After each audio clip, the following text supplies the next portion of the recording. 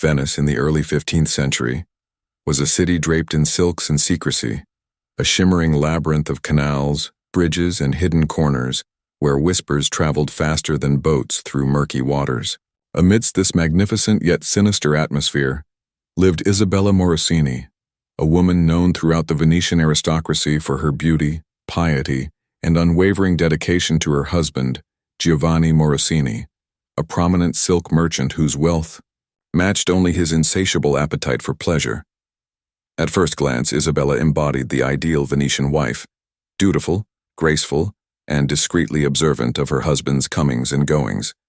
Giovanni, handsome but arrogant, delighted openly in the company of courtesans and frequent masquerades, flaunting his exploits as a mark of prestige rather than shame. Isabella endured these humiliations silently, cloaked in a calm demeanor that revealed nothing. Society lauded her patience, whispering behind painted fans of her saintly tolerance. Yet beneath this composed facade churned a resolve that few suspected and fewer still would ever comprehend. Venetian women in her circle lived lives prescribed by tradition, their days filled with quiet domestic routines punctuated by church, attendance, and embroidery circles. Isabella's own life mirrored these traditions closely, but she carried within her the quiet rebellion known only to those who understand the full meaning of desperation. Amidst her tranquil daily rituals, morning prayers at San Marco, afternoon strolls along shaded balconies, evenings sewing fine lace, Isabella's mind sharpened like the tip of a carefully concealed dagger.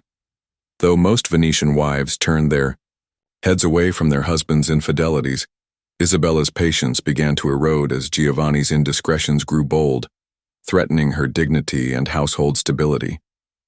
Whispers reached her ears of his intentions to replace her, casting her aside with shame. For a Venetian woman, divorce or abandonment was not just personal disgrace. It spelled social death and poverty, a fall from comfort into obscurity and hardship. Isabella knew she had little recourse in the public eye. Her power lay in the shadows and the quiet, private corners of her home. Driven by necessity, Isabella began her subtle education in the art of poisons, consulting quietly with apothecaries, cloistered nuns, and even local healers whose knowledge bridged medicine and mystery.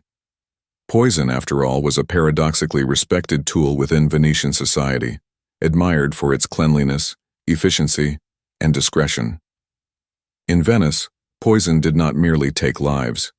It rearranged fortunes and redirected destinies. In secret, she gathered small quantities of herbs and roots, belladonna, oleander, foxglove, disguising them among ordinary household remedies and perfumes. Isabella quickly learned that the subtlest poisons, when administered gradually, left barely a whisper of suspicion. Her meticulous notes, penned quietly by candlelight, detailed precise measurements and timings, revealing a woman whose intellect matched her iron will. As Isabella plotted her methodical revenge, her manner remained impeccably gentle. Her invitations continued to charm the city's nobility. Her dinner parties praised for their refinement, her personal attention meticulous and seemingly benign. Yet within her calm preparations, her true purpose simmered, hidden beneath layers of silk and courtesy. Venice itself was complicit in Isabella's silent rebellion, a city built on intrigue and cautionary tales of betrayal, where fortunes were made and unmade in the shadows. Isabella learned quickly that secrecy was currency, knowledge her shield. Each discreet conversation, each calculated smile she offered Giovanni, was laced with a concealed potency he could not detect. As weeks turned into months, Giovanni's vitality subtly waned. His friends whispered sympathetically about stress, age, perhaps illness. Isabella supported these suspicions quietly, her concern expertly feigned. Observers admired her dedication, unaware of the quiet science she practiced behind the ornate doors of the Morosini household. Yet even as Isabella's careful plan unfolded with impeccable precision, a lingering thought haunted her. Could she maintain this calm exterior to its inevitable conclusion? What if Giovanni, sensing danger, sought help? Her resolve tested, Isabella questioned whether justice truly justified her means. Did her quiet vengeance make her a savior, or villain in the eyes of history? With Giovanni's health declining more noticeably, rumors began to swirl, threatening Isabella's carefully woven tapestry of deceit. She stood on the brink of exposure, knowing that a single misstep would destroy not just Giovanni, but also herself. As Venetian eyes began to turn toward her with curiosity and suspicion, Isabella faced a choice: retreat quietly and risk ruin, or press forward and cement her fate. As evening shadows lengthened over Venice, Isabella paused at her balcony, overlooking the still waters of the Grand Canal. Her next actions would echo through history, yet few would ever hear the truth of her quiet war. As darkness settled gently over the canals she contemplated, could one subtle choice in the hidden rooms of Venice alter the course of her life, and countless others, forever? Isabella stood still as twilight deepened over the lagoon. Her eyes traced the shimmering ripples spreading gently across the Grand Canal, water that mirrored the complexities of her own reflection. Calm on the surface, yet turbulent beneath. Venice whispered its evening lullaby around her, but the city's soft murmurs now felt edged with unease, as if aware of the secret she bore. As Giovanni's health deteriorated, his public appearances diminished, forcing him to abandon social gatherings he once dominated with boisterous charm. The merchant's absence became a noticeable vacuum, quickly filled with whispered speculations: illness, perhaps melancholy, or worse, a curse. Yet Isabella maintained her carefully crafted facade, ever graceful, ever patient, embodying a wife, tirelessly tending to her beloved husband. Within the closed doors of their grand home, however, Giovanni's breath grew ragged, his strength dwindling steadily. Venice, a city notoriously attuned to subtleties and intrigue, gradually sharpened its gaze upon Isabella. Her formerly unimpeachable reputation became a subject of fascination, as idle chatter found fertile soil in salons and taverns alike. Behind her impeccable masks of composure, Isabella felt the pressure of eyes she couldn't always detect. Each gesture, every slight shift of expression was scrutinized, yet she knew the greater danger lay in abrupt changes, not in steady consistency. She remained measured, meticulous, an epitome of quiet virtue cloaked in silk and shadow. Recognizing the critical juncture she had reached, Isabella increased her meticulousness. Her knowledge of toxicology had grown impressively nuanced, guided discreetly by local nuns renowned for their medicinal wisdom. These women, bound by vows of silence yet fluent in the secret language of herbs and plants, passed their knowledge sparingly to Isabella, cautioning always that the line between healer and poisoner was perilously thin.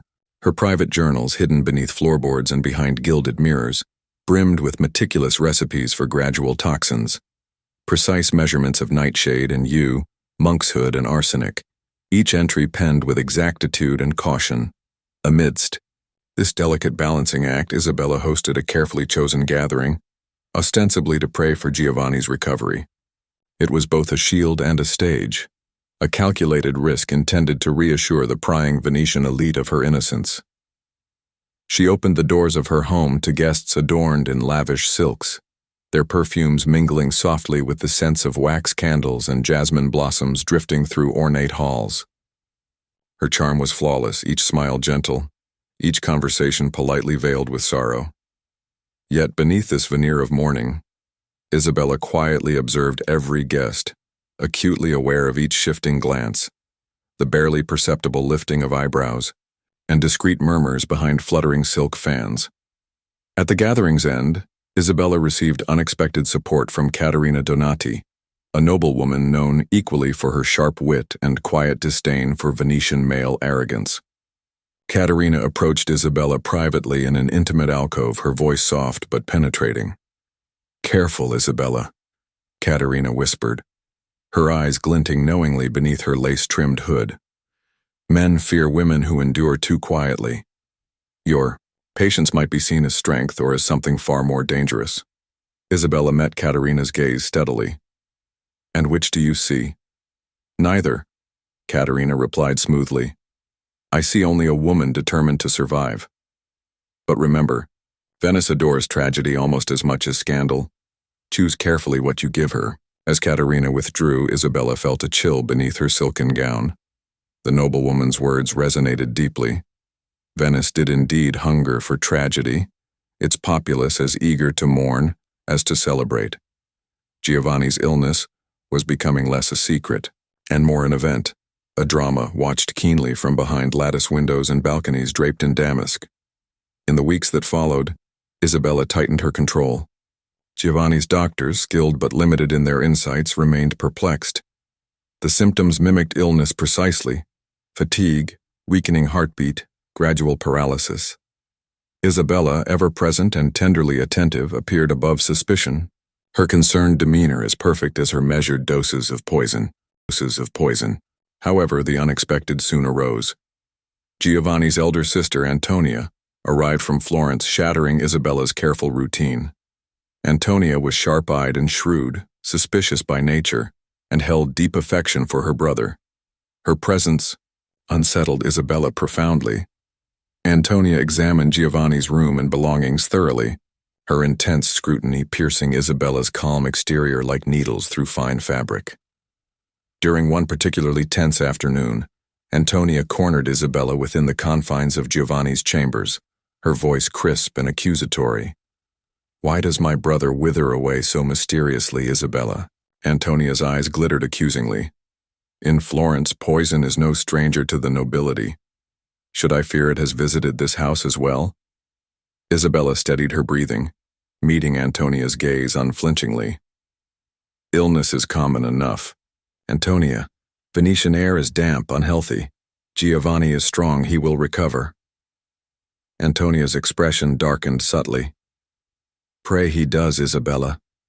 For if poison walks these halls, Venice will demand justice, and even your gentle beauty will not save you."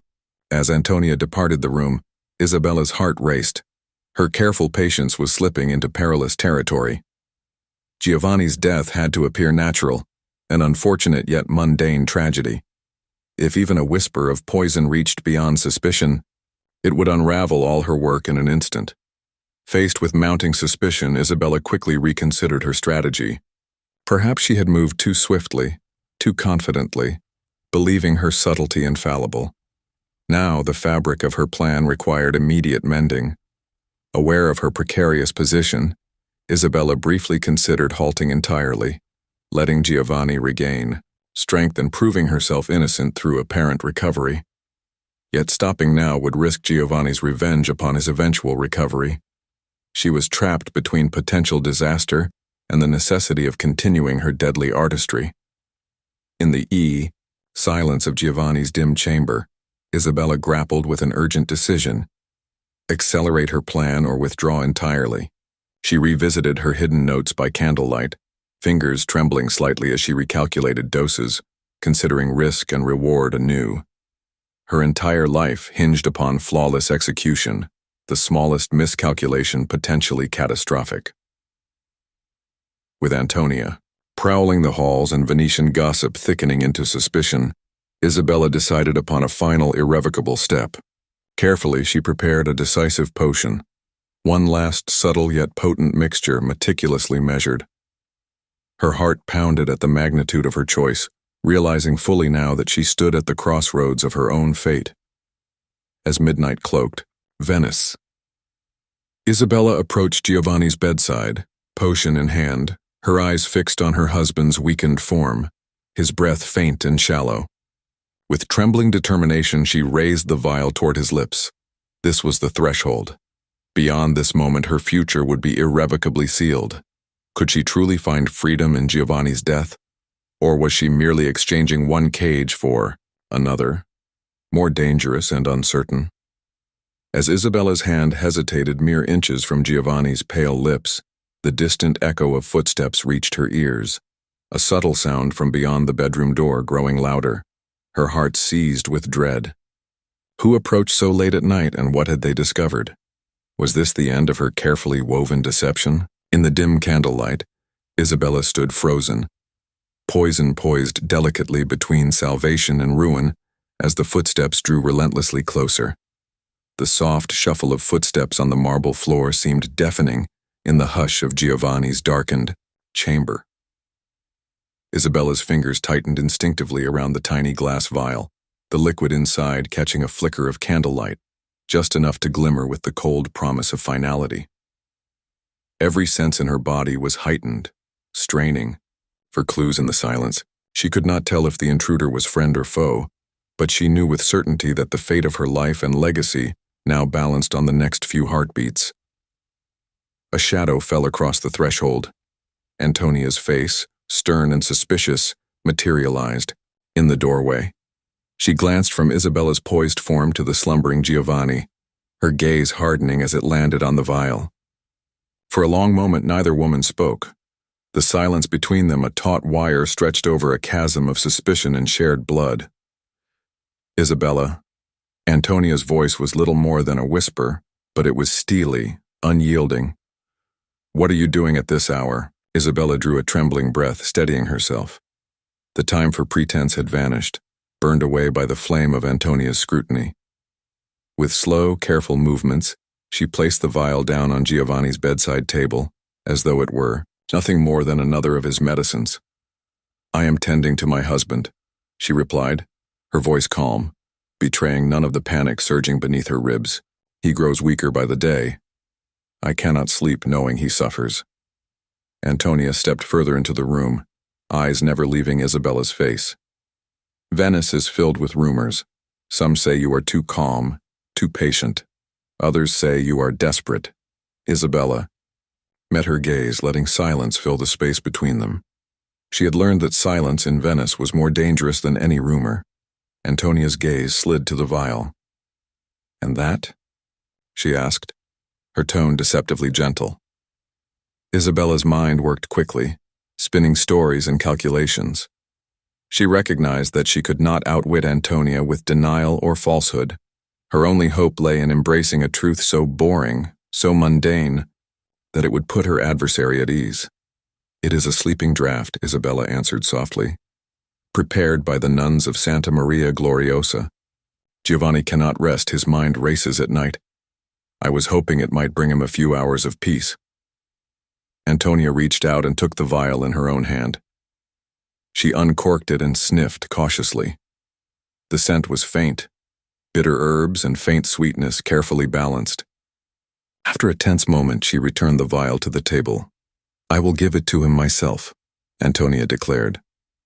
"You should rest." There was no room for argument. Isabella bowed her head in meek agreement and retreated from the room, her heart pounding so loudly she feared it might echo through the hallways. Down the corridor, Isabella paused, steadying herself against a tapestry. The plan, so meticulously crafted over months, now teetered on the edge of collapse. She felt suspended in a liminal space, neither guilty nor innocent, neither victorious nor defeated. Every instinct screamed at her to run, to disappear into the fog of the Venetian night. Yet she knew she could not. Her absence would condemn her more surely than any evidence. She waited, hour after agonizing hour, in her own rooms. The palace outside her windows slept, but Isabella did not. Instead, she reflected on every moment that had led her to this night, the humiliations, the loneliness, the quiet acts of resilience and rebellion that defined her life. Was her struggle so different from that of countless Venetian wives before her, each forced to find her own way through the labyrinth of patriarchal expectation? At dawn, Antonia summoned her. Giovanni had passed in the night, peacefully, Antonia claimed, as if sleep had finally claimed him after a lifetime of unrest. The household plunged into mourning. Black cloths were hung, candles lit, prayers said. Physicians attributed Giovanni's death to natural causes, exhausted as they were by weeks of uncertainty and fruitless effort. The official report was dull and predictable. Failure of the heart, they concluded. The city soon forgot the details, consumed as always by fresh gossip and intrigue, but the women remembered. Quietly, without ceremony, the nuns who had aided Isabella delivered a message. No words, just a sprig of rosemary pressed into her palm at the funeral mass. An ancient symbol, remembrance, endurance, and secret knowledge. Antonia returned to Florence, her suspicions unspoken but unresolved. She never confronted Isabella again, nor did she ever publicly accuse her. Perhaps she understood the unspoken rules of survival. Perhaps she simply admired Isabella's composure. In the end, Antonia disappeared into her own world, and the Morosini name faded gently into the tide of Venetian history. With Giovanni gone, Isabella entered a new phase of her life, not free, not celebrated, but safe and secure. She quietly managed the household, guarded her reputation, and faded into the soft anonymity granted to respectable widows. No one ever discovered the full truth, and Venice, with its endless appetite for secrets, moved on. Yet, as years passed, whispers occasionally surfaced among the women of Venice about the resilience of wives, about the knowledge quietly passed, from mother to daughter, nun to noblewoman, generation to generation.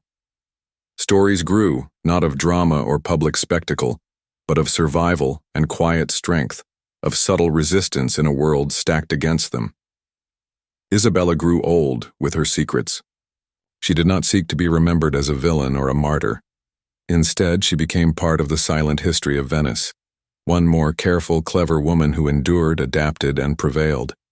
But as she sat alone in her later years, tending her gardens and sipping bittersweet herbal tea, Isabella sometimes wondered, did her victory come at too high a cost? In seeking justice for herself, had she merely perpetuated another cycle of silence and hidden suffering? Did the poisons she wielded truly bring peace, or did they simply leave new shadows for others to inherit? In the soft hush of Venetian twilight, these questions lingered unresolved, echoes of a life shaped by secrets, sacrifice, and the quiet, enduring power of women who refused to be broken. How many other untold stories, Isabella wondered, still drifted beneath the surface of Venetian life, waiting to be uncovered by those willing to listen to the boring, beautiful details of history. The year was 1329, and in the rural heartland of Yorkshire, where mist crept low across the moors and sheep outnumbered people, Eleanor Atwood's cottage squatted at the edge of the tiny village of Thornwick. To outsiders, her life appeared unremarkable, if not a touch dull.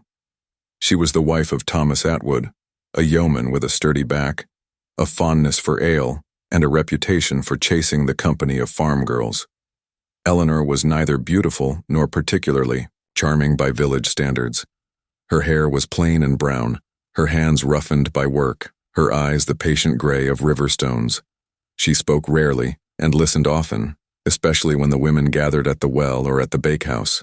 Eleanor noticed what others missed: the bruises on a neighbor's cheek, the hesitation in a friend's voice, the quiet sorrow behind a mother's eyes when her husband's temper ran hot. Her own marriage to Thomas had never been gentle, as a young bride, Eleanor imagined herself lucky to be chosen by a man who owned his own land. But the promises of youth, whispered beneath spring hedgerows, faded quickly. Thomas was quick with his fists and quicker with his betrayals. Eleanor learned to measure her words and her movements, to keep the house tidy and the stew hot, and to swallow her pride with each fresh humiliation. What saved Eleanor from despair was her garden. Beyond the boundary of their narrow plot, the land sloped down to a marshy stream.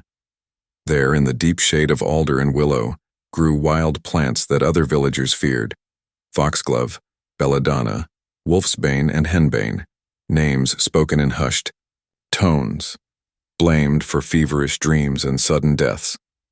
But Eleanor had learned from her grandmother the ways of these herbs. She knew which leaves soothed fevers, and which could still a racing heart, permanently. For years Eleanor confined her skills to healing. The villagers, wary of her odd habits, nonetheless sought her out when babies sickened or animals refused to eat. She brewed teas, poultices, and infusions that eased childbirth, chased away coughs, and dulled the pains of old bones. Her reputation as a healer kept her safe, even when Thomas's tongue turned sharp. Still, she lived in fear that one day, her husband's violence would go too far. That day came during a harvest celebration. Ale flowed freely, and Thomas, drunk and emboldened, pulled Eleanor aside behind the tithe barn. He struck her, harder than usual, with witnesses nearby. The next morning, Eleanor woke with a swelling eye and a resolve she had never known before. Something in her, long dormant, had shifted. She began to plan, not with rage, but with the slow, methodical caution of a woman who knew that even a small misstep could end in disaster. In medieval England, a wife's accidental death was often overlooked. A wife's involvement in her husband's death was a hanging matter. Eleanor could trust no one. She waited and watched, continuing her role as the quiet, dutiful wife, but inside her heart a new purpose grew. Quiet, steady, unstoppable. Thomas's health started to decline with the autumn rains. He complained of stomach pains, of a strange numbness in his fingers and feet. The village healer, an old man with milky eyes, prescribed pennyroyal tea and prayer, but Thomas only grew weaker. Eleanor prepared his meals with increasing care, ensuring he took his broth each night. She dosed his beer with tinctures made from roots she gathered by moonlight, her face hidden beneath a woolen shawl. As the weeks passed, whispers began to circle the village. "He drinks too much," one woman said. "The harvest was hard," said another. Only the vicar's wife seemed to notice Eleanor's changing demeanor, a new steadiness in her step, a glint in her eye. But even she could not fathom what Eleanor planned. Each night, as Thomas coughed and groaned in their straw-stuffed bed, Eleanor recited the names of herbs under her breath like a litany. Foxglove for the faltering heart, henbane for troubled dreams, belladonna for seeing. What lies beyond? The border between healer and poisoner thinned with each passing day, until Eleanor herself could no longer tell on which side she stood. One evening, as rain hammered the thatch and the fire sputtered in the hearth, Thomas reached for his cup with a trembling hand. He looked at Eleanor with something like fear in his bloodshot eyes. "What did you put in this?" he slurred, suspicious. Eleanor met his gaze evenly. "Only what you've always had, Thomas. Only what's needed." She did not say more, and he did not ask again. The days shortened, the nights grew colder. The village turned inward, preparing for winter. As Thomas's strength waned, Eleanor moved through her days in a trance, tending the animals, gathering kindling, preparing stews, always careful, always precise. But beneath the routine, a single question haunted her. Would her actions be enough to set her free, or would her knowledge only doom her? Was she, in the end, a victim, a survivor, or something altogether different? On a night when frost rimmed the windows and the moon shone bright, Thomas's breathing grew ragged and shallow. Eleanor sat by his bedside, her hands folded in her lap, watching the rise and fall of his chest. When dawn broke, he was gone. And so, too, was Eleanor's certainty. She had survived, yes, but at what cost? In the chill silence of morning, she wondered if the herbs that had freed her might yet ensnare her in a new web of suspicion, regret, or something darker. Could a woman like Eleanor ever truly escape the shadows cast by her own actions? Or did every herb in her garden carry the seeds of her own undoing, waiting to bloom in silence? The morning after Thomas Atwood's death dawned cold and bright. A thin frost sparkled atop the rye fields, and the crows called out from the hedgerows, sounding to Eleanor's ears like voices from another world. Her cottage, always silent at sunrise, seemed to hum with an unfamiliar energy. She moved through her chores, feeding chickens, breaking ice for the animals, sweeping the hearth, her actions as steady and measured as ever. Yet she felt the world watching, even when no eyes were upon her. Word spread quickly in Thornwick. Thomas was dead. Some villagers muttered it was the will of God. Others whispered that drink and temper had finally claimed him. The women came, bearing loaves and jugs of broth, their faces lined with concern and curiosity. Eleanor met them at the door, thanked them, and accepted their pity with a bowed head. She kept her sorrow muted, not feigned but contained, as if afraid it might spill over and betray something more. The village vicar arrived that afternoon, wrapped in a threadbare cloak, his breath curling in the chill. He said the appropriate prayers, intoned words of comfort, and pressed Eleanor's rough hand between his soft ones. "God sees all, child," he murmured, his watery eyes searching hers. "If you need confession, my door is open." Eleanor nodded and lowered her gaze. She wondered if the priest, like the others, saw more than he said.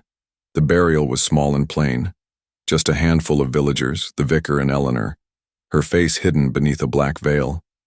As they lowered Thomas into the earth, Eleanor listened, to the dull thud of soil on the coffin, feeling strangely weightless. She tried to summon grief, but found only relief in an unfamiliar emptiness. She was free, but freedom, she discovered, was its own kind of solitude.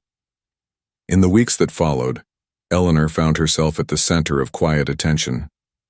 Widowhood was a precarious state for a woman in medieval England. She had no father, no sons, no brother to speak for her. The land Thomas owned now hung in legal limbo, drawing the interest of distant cousins and land-hungry neighbors. Each visit to market, each walk through the village, became an exercise in vigilance. Eleanor felt the weight of every glance, every whispered conversation that fell silent as she approached. The old healer, Master Godwin, paid her a visit on a wind-bitten afternoon. He shuffled into her cottage, eyes darting to the dried bundles of herbs that hung from the beams. He asked after her health, tasted her broth, and spoke of the dangers of loneliness. When he left, Eleanor found a single sprig of wormwood left behind on her table, a silent message, perhaps a warning. Wormwood for bitterness, for memory, for the things a healer should never forget. Rumors like winter frost crept in unseen. Some claimed Thomas had been cursed. Others suggested his death was the result of a wife's neglect or even malice. Eleanor was careful never to rise to the bait. She made her rounds as usual, tending to the sick, offering herbs and advice with the same calm she always had. Still, she noticed fewer smiles, more guarded eyes. The village reeve, responsible for keeping order, called on her to inquire after Thomas's passing. His questions were probing, but wrapped in the softness of concern. How had Thomas fallen ill? Did Eleanor recall any strange symptoms? Did she have anything to confess for the good of her soul? Eleanor met each question with patient honesty, recounting Thomas's decline in detail. She spoke of the vicar's visits, of Master Godwin's attempts to cure him, of her own tireless care. The reeve listened, made notes in his wax tablet, and left with a respectful nod. Yet that night, Eleanor's sleep was restless. She dreamed of the herbs in her garden, their leaves curling and blackening beneath an invisible frost. She dreamed of Thomas's hand reaching up from the grave, grasping at her skirts, pulling her down into the cold earth. With spring's arrival, life in Thornwick resumed its slow rhythm. The fields turned green, the lambs bleated, and the villagers turned their gossip to other things. Still, some kept their distance from Eleanor, as if she carried with her the shadow of her husband's grave. Only the old, the sick, and the desperate continued to seek her remedies. Even among them, trust was cautious. It was during one such visit, while treating the vicar's wife for a persistent cough, that Eleanor's past threatened to catch up with her. The vicar's wife, a keen observer, watched Eleanor grind foxglove leaves for an infusion. "My mother said foxglove is for the heart," she said quietly. "It can heal, or it can harm. Too much, and—" She drew her finger across her throat. "A soul slips away without a mark." Eleanor paused, pestle in hand. "That is true," she replied, her voice even. "But all medicines can kill if used poorly. It is the measure, not the plant, that matters." The vicar's wife regarded her for a long moment. "Women must be careful, Eleanor. There are those who would blame a widow for her own survival." Eleanor felt a chill deeper than the March wind. "I know." The visit ended, and Eleanor returned to her cottage. She walked the boundary of her garden, running, her hands through the early shoots, nettle, comfrey, feverfew, foxglove. She thought of her grandmother's teachings, how healing and harm were sisters, how every remedy required trust, and how women like her had always balanced on the thin edge between help and accusation. That night, She opened the old chest beneath her bed and took out her grandmother's journal, a leather-bound volume filled with recipes, notes, and warnings. She turned to the page on deadly herbs and read the final line aloud. The healer's path is never free of shadows. Eleanor understood now that her freedom came with a cost. She had exchanged one form of bondage for another, the endless watchfulness required of women who survived by knowing too much. And as the moon rose over Thornwick, she wondered, would she ever truly lay down her burden? Or would suspicion forever follow her, like the scent of wormwood on her hands? Did Eleanor win her independence, or had she only traded one peril for another? Her future always tangled with the roots of her garden, never free of the past. Late spring sun shone pale and watery over Thornwick, casting long shadows behind the cottage where Eleanor Atwood lived alone. The wild garden bordering the marsh was in full bloom, an unruly tangle of green and color, soothing balm and subtle, peril grown side by side.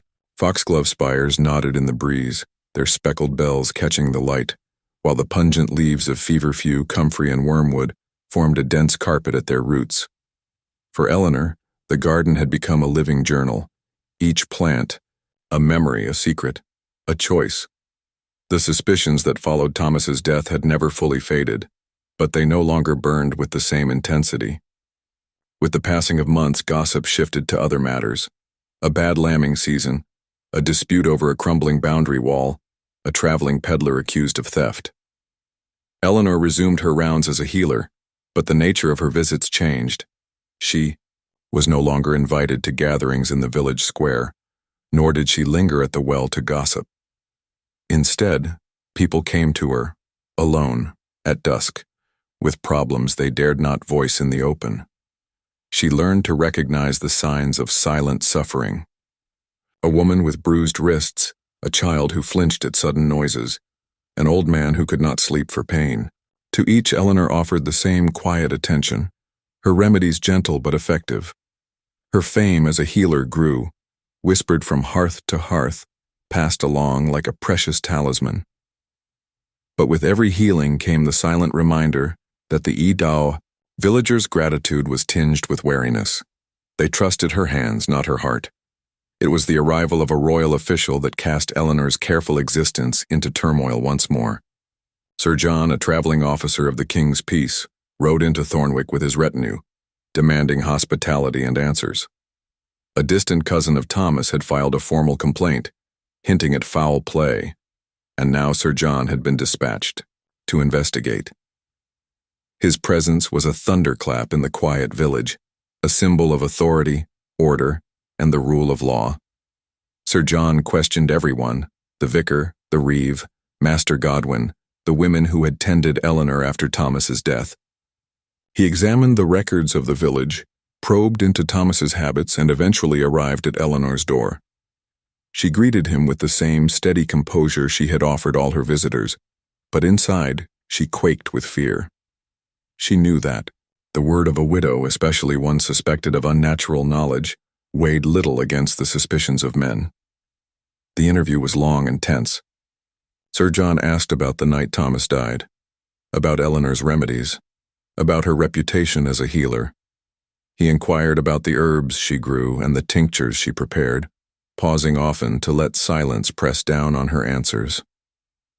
Eleanor responded, truthfully, describing Thomas's illness, the care she had given, the counsel she had sought from the vicar and Master Godwin. But Sir John was a shrewd man. "You are wise in the ways of herbs," he said, eyeing the bundles that hung from her beams. "Such wisdom is a double-edged sword. Did you never fear the power you hold?" Eleanor did not flinch. A healer's work is always shadowed by risk. What saves can also harm. It is the hand that guides the cure or the poison. Sir John studied her face. "And your conscience, Mistress Atwood? Is it clear?"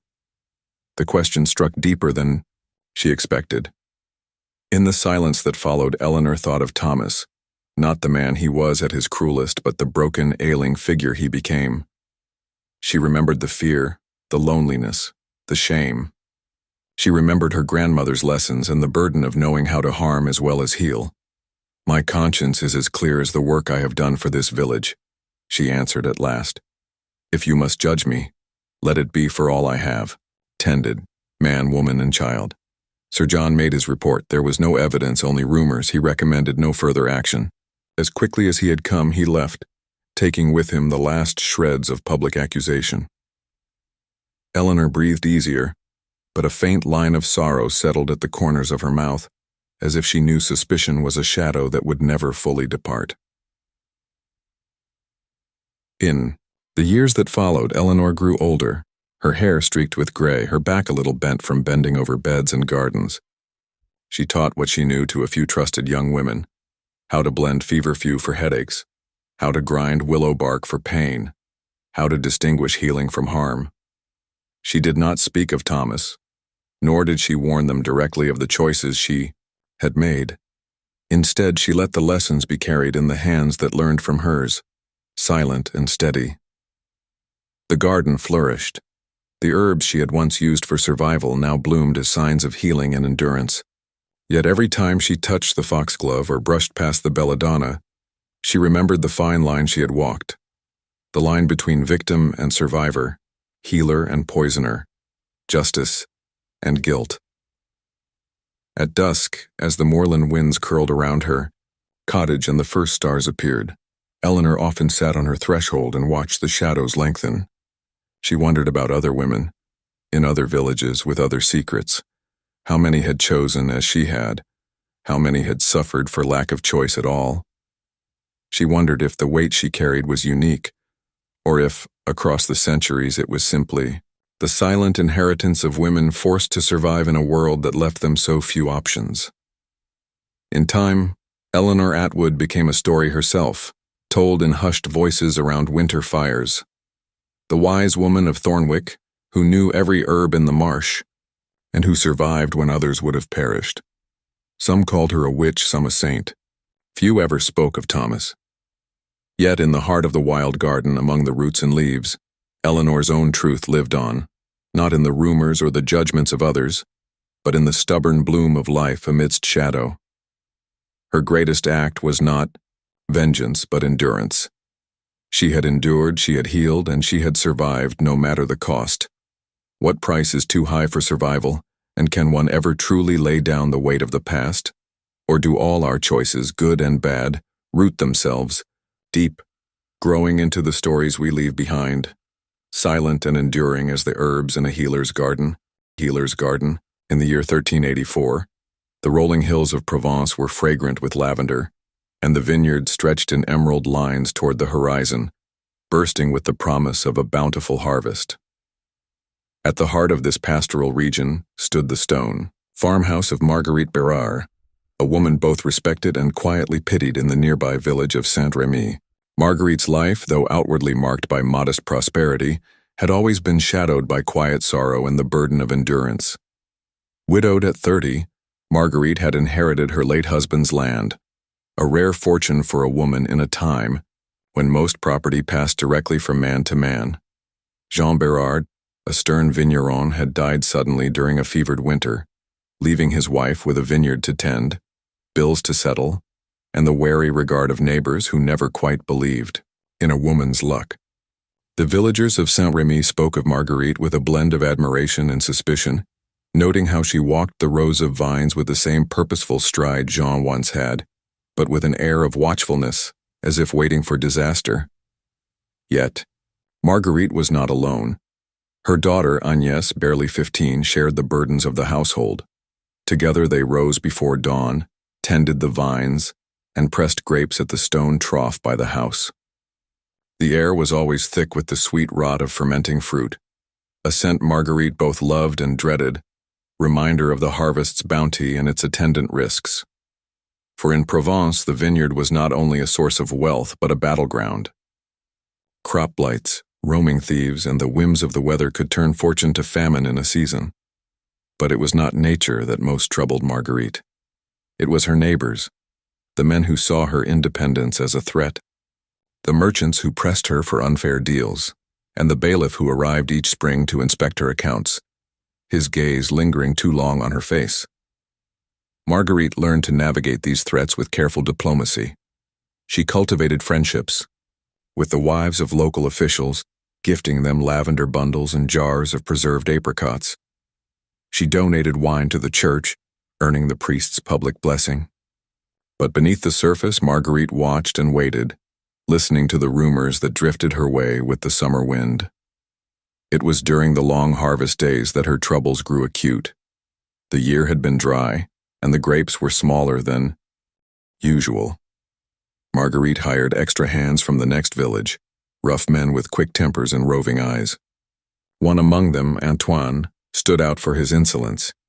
He was bold, handsome, and careless with his words.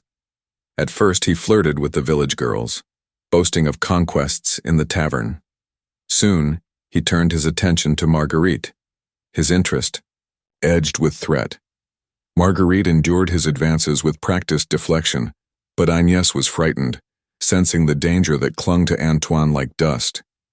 One evening, as twilight bled through the vineyards, Marguerite found herself alone with him at the edge of the property. His tone was mocking, his touch insistent. Marguerite pushed him away, but Antoine only laughed and vanished into the rows of vines. That night, Marguerite lay awake, her heart pounding in fear and anger. The memory of her late husband's protection felt distant and irrelevant. She understood then that no one would protect her. Not the priest, not the bailiff, and not the women whose goodwill she had courted. If she wished to keep her land and her daughter safe, she would have to rely on her own wits. Marguerite turned to the knowledge passed down from her grandmother, a healer who had taught her the secrets of Provence's wild herbs. Lavender for calm, thyme for fevers, and, hidden among the medicinal plants, a few bitter leaves known for their potency, hellebore, aconite, and the subtle, nearly tasteless extract of wild cherry pits. These remedies, she had been warned, could be both cure and curse. In the days that followed, Marguerite gathered her herbs at dawn, blending tinctures and powders with the same care she brought to her winemaking. Her mind raced with calculation. How to protect herself without drawing suspicion. How to rid her vineyard of Antoine without the violence rebounding upon her and Agnès. She considered the old women's stories, of feasts where a single cup of wine could bring on sleep that lasted forever, of bitter roots ground into stews, of neighbors who fell ill and never recovered.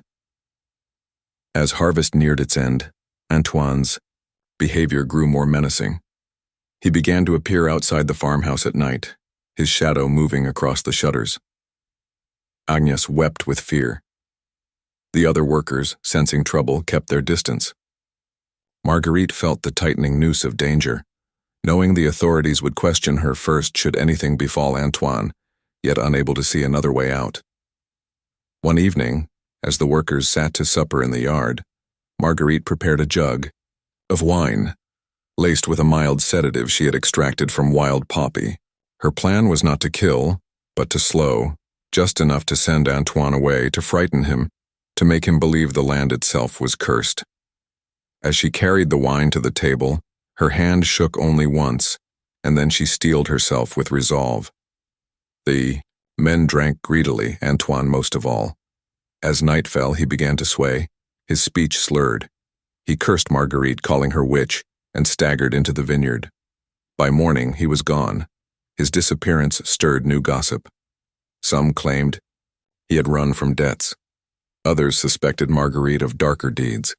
No proof could be found, but suspicion hung over the Bayrard house like a storm cloud. Marguerite felt both relief and a deeper unease. She had survived, but her position had grown even more precarious. The vineyard, once a symbol of independence, now felt like a fortress under siege. Would Marguerite's bitter lesson protect her? Or would the shadows she summoned prove harder to banish than any living threat?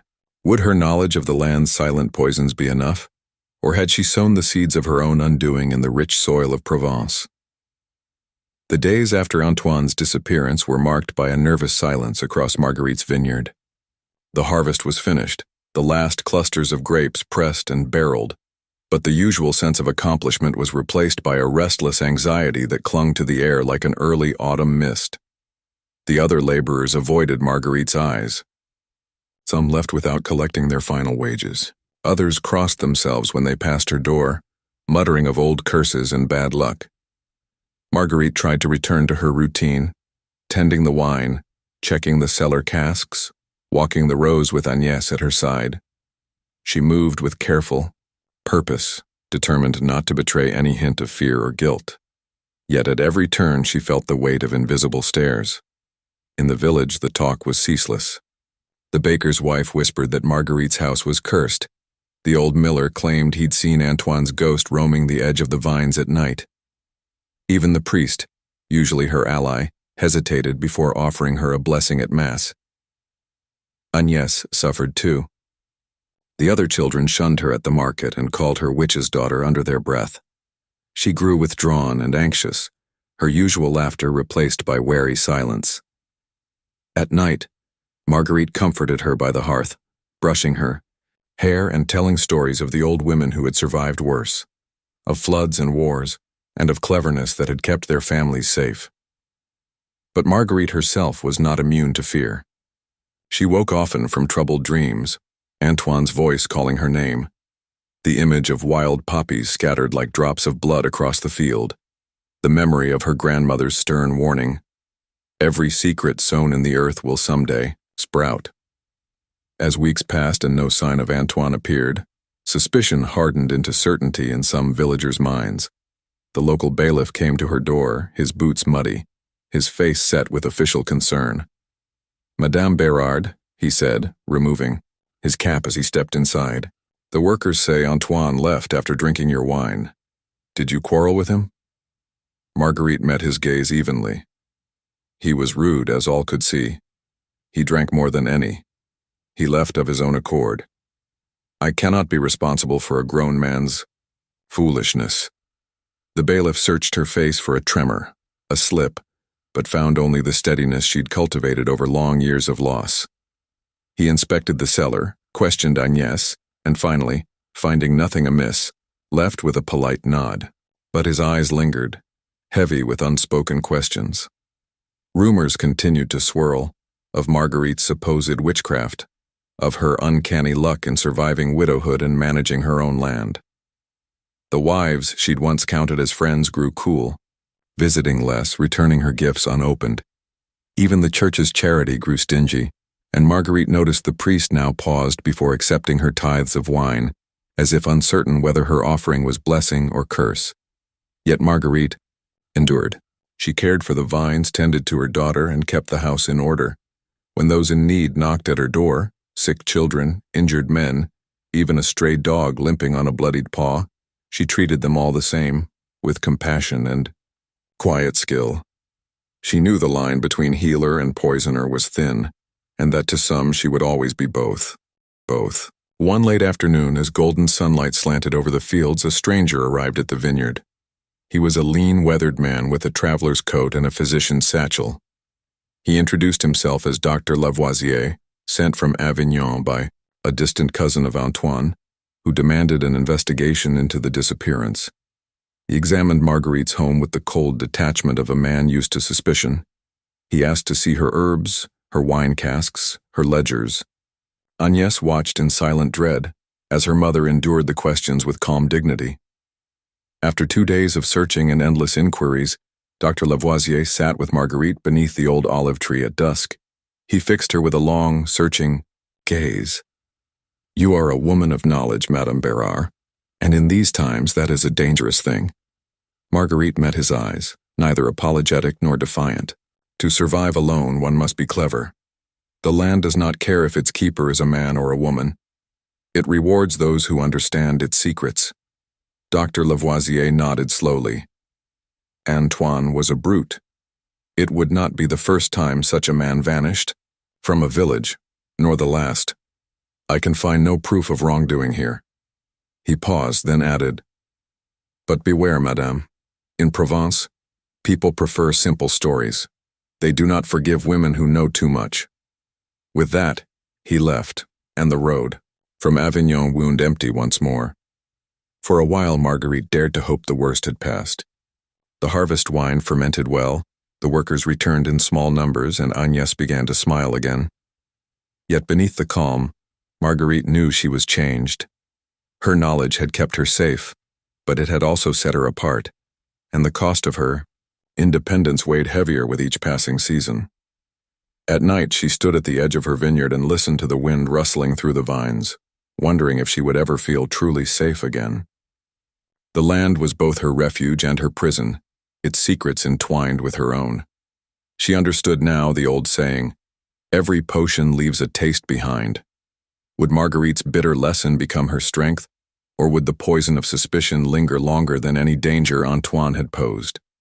And could a woman ever truly own her land? Or her life, when every neighbor's eye was a silent accuser? Winter's chill crept across the hills of Provence, whitening the vineyard rows and frosting the eaves of Marguerite's farmhouse. Life settled into its slowest rhythm, fires crackling on the hearth, smoke curling in the dusk, the musty aroma of casks maturing in the cellar. In the cold silence, Marguerite reflected on the months that had passed since Antoine vanished, and on how suspicion had seeped into the walls of her home like the damp. Agnès, once anxious and withdrawn, grew more herself as the days lengthened. She learned to read ledgers, to taste the maturing wine and judge its character, to prune the vines in the clear light of late winter. Side by side, mother and daughter rebuilt their small world. Yet even as they laughed over a loaf of bread or planned the next planting, Marguerite noticed the changes that had taken root. Agnès's glances at the road, her silences when neighbors passed the way she kept to the house at dusk. The village's suspicion, though less spoken, had not died. Some faces softened with time, those whose children Marguerite had nursed or who remembered her kindness from leaner years. Others hardened, eyes narrowed when she arrived at market, lips pressed tight when she offered wine or herbs. The label of witch or poisoner hovered at the edge of every conversation, never spoken aloud but always present. Marguerite bore it all with a quiet fortitude. Her reputation, she realized, was a garment she could neither shed nor mend. It protected her in some ways. Few dared cross her and no man sought to claim her land again, but it isolated her and Agnès, keeping them on the fringes of village life. Spring arrived with a riot of blossoms. The vineyard burst into green, and Marguerite welcomed the return of the laborers, most of whom kept their eyes lowered and their voices polite. Business with the merchants of Avignon resumed, and for the first time in a year, Marguerite allowed herself to believe she had survived the worst. Still, she was more cautious. She let Agnès handle the transactions in town. She brewed her medicines, with extra care using only the mildest herbs, never again the dangerous ones that had kept her safe in desperate times. One Sunday after Mass, the priest finally spoke to Marguerite in the open. "The land forgives, Madame Bérard," he said, his voice gentle but firm. "But people are slower to forget. Show them the fruits of honest labor, and the truth will grow clearer with time." Marguerite nodded, grateful for his words, yet unconvinced that time alone would mend what fear and rumor had sown. Still, she took his advice to heart, redoubling her generosity. A jug of last year's wine to the poorest family, a basket of bread to a mother in need, cuttings of rosemary and thyme for the old women at the church. Little by little, the village began to soften toward her, though trust once shattered could never be fully restored. Yet Marguerite knew her true strength did not lie in her neighbors' opinions, but in her own endurance. She had learned to survive, through threat, through accusation, through the bitter alchemy of fear and cunning. She had protected her home and daughter, and in so doing had become someone new. Not the frightened widow she once was, but a woman, marked by the consequences of difficult choices. One evening, as the sun set blood orange behind the hills, Agnès joined Marguerite on the threshold of the farmhouse. They looked out over the vineyard, its leaves trembling in the evening breeze. "Will they ever forget, Mama?" Agnès asked quietly, her voice older than her years. Marguerite wrapped an arm around her daughter's shoulders. "People remember what they wish, my child, but the vines remember the care you give them. The land keeps its own counsel." She let the words hang in the air, as much for herself as for Agnès. As dusk deepened, Marguerite understood that she had not banished the shadows entirely, neither from her vineyard nor her life, but she had learned to live with them, to coax beauty from the dark earth, to accept that survival sometimes carried a price that could never be fully paid. And as she watched the stars rise above the fields, Marguerite wondered, was the greatest wisdom to bear the bitterness of suspicion in silence, or to hope that with each new harvest, the world might taste more of forgiveness than regret? Rome, in the closing years of the 15th century, was a city of intrigue, gilded splendor, and dangerous ambitions. The city's narrow lanes echoed with the chants of monks and the laughter of courtesans. In this world of shifting alliances and quiet vendettas, few names inspired as much fascination, or as much suspicion, as Lucrezia Vittori, a noblewoman whose beauty was rivaled only by her intellect. Lucrezia was the youngest daughter of a powerful Roman senator, a man whose public virtue was often at odds with his private appetites. In the palazzo on Via Giulia, marble floors glistened beneath the feet of diplomats, priests, and soldiers, all eager for the senator's favor. Lucrezia grew up surrounded by secrets. She learned early that every whispered conversation, every glance exchanged across a crowded hall, could change the fate of a family. From her earliest years, Lucrezia's mother had schooled her in the art of survival. A Roman woman must be more than beautiful, she whispered as she braided her daughter's hair. She must see all, remember all, and never betray what she knows. The city, after all, had little mercy for women who made themselves too visible or too vulnerable. Lucrezia took these lessons to heart. While her elder sisters plotted advantageous marriages, Lucrezia spent her hours in the palazzo's gardens, watching the servants, listening at the kitchen door. She became a master of silent observation, learning to read the city's mood in the gestures of the market vendors and the subtle shifts in her father's voice. She also became a student of the household's aging herbalist, Nonna Bianca, a woman with a crooked back and a sharp tongue, whose knowledge of plants and potions was whispered about by neighbors and feared by rivals. Under Bianca's tutelage, Lucrezia learned the secrets of the city's hidden gardens. She gathered bitter orange blossoms for headaches, rosemary for memory, rue for courage. In the cool shadow of the family's walled courtyard, she learned to identify foxglove and nightshade, to measure powders with a careful eye. Bianca spoke of the delicate balance between healing and harm, and of women throughout history who had wielded power quietly, in kitchens and bedchambers, where men seldom looked. But the realities of Roman society could not be escaped for long. As Lucrezia grew into adulthood, her father arranged her marriage to Cesare Orsini, the scion of another ancient house, an alliance designed to strengthen family fortunes and cement political ties. Cesare was charming in public but cruel and capricious in private. He paraded his mistresses through the city and regarded his wife as just another pawn in his ambitions. Lucrezia bore this humiliation with outward patience. She became the perfect Roman matron, dignified, silent, ever present at her husband's side during feasts and ceremonies.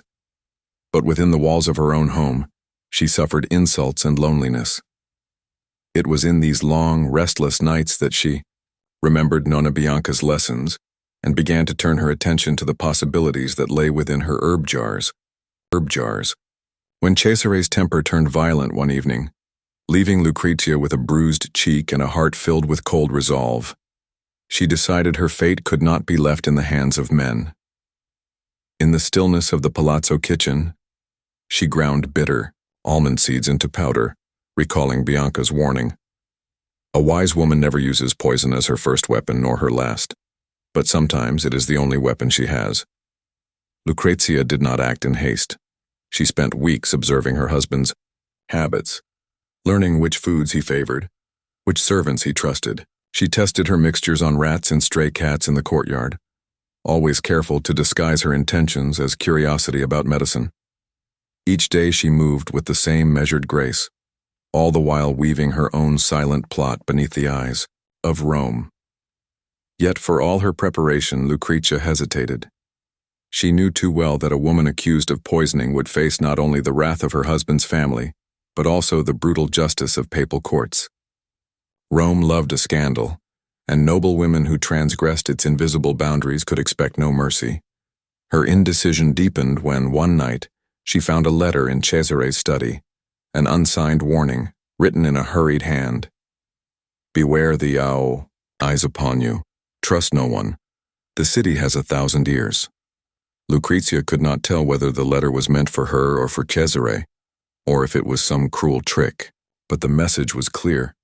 Danger was all around her, and she was not the only one watching or waiting. As the city's summer heat thickened, the palazzo became a place of whispers and half-seen figures in candlelit corridors. Lucrezia moved.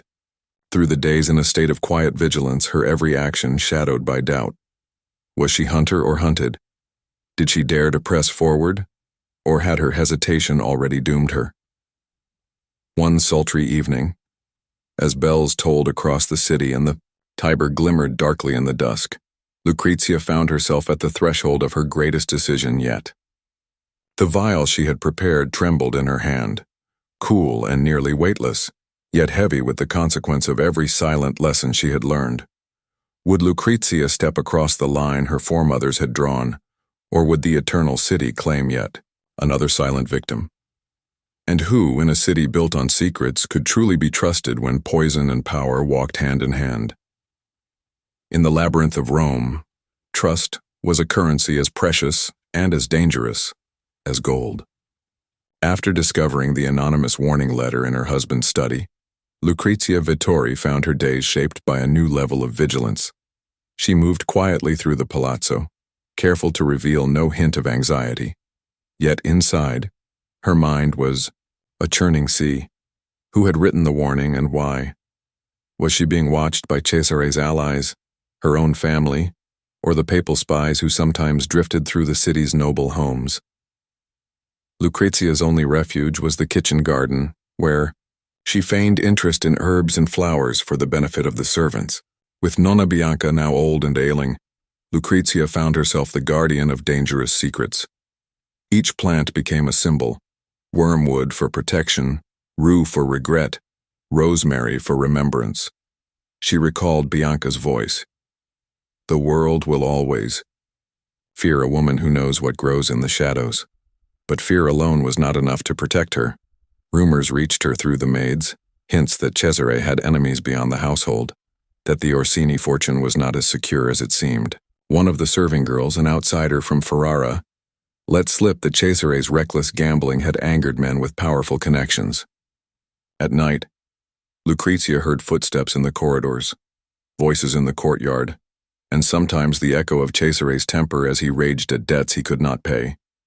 Cesare himself grew more unpredictable, sometimes lavishing Lucrezia with expensive gifts, sometimes ignoring her for days. He demanded loyalty and obedience but gave nothing in return except the threat of sudden violence. On more than one occasion, Lucrezia found herself tending bruises she could not explain to her family, forced to lie in church about her clumsiness. She learned that a Roman wife's silence was both armor and prison. The arrival of Cesare's cousin, Marco Orsini, only increased her anxiety. Marco was sly, always smiling, always watching. He spoke to Lucrezia with elaborate courtesy, asking about her garden, her reading, her family in carefully measured tones. She sensed he was probing for weakness, perhaps even testing her knowledge of the Orsini affairs. One evening, as Lucrezia passed through the corridor, Marco stopped her with a gentle hand on her arm. "You must be careful, cousin," he murmured. "In Rome, one's shadow is sometimes longer than one's life." Lucrezia met his gaze evenly. "A woman learns to mind her shadow, Signor Marco. She learns to walk softly." He smiled, but his eyes remained cold. "See that you do." With each passing day, the palazzo became a theater of suspicion and performance. Servants whispered behind closed doors, and Lucrezia felt their gazes linger too long when she entered a room. Still, she clung to her routine, helping Nonna Bianca, tending the garden, writing careful letters to her mother in a cipher only they understood. She sensed the walls closing in, yet she dared not act rashly.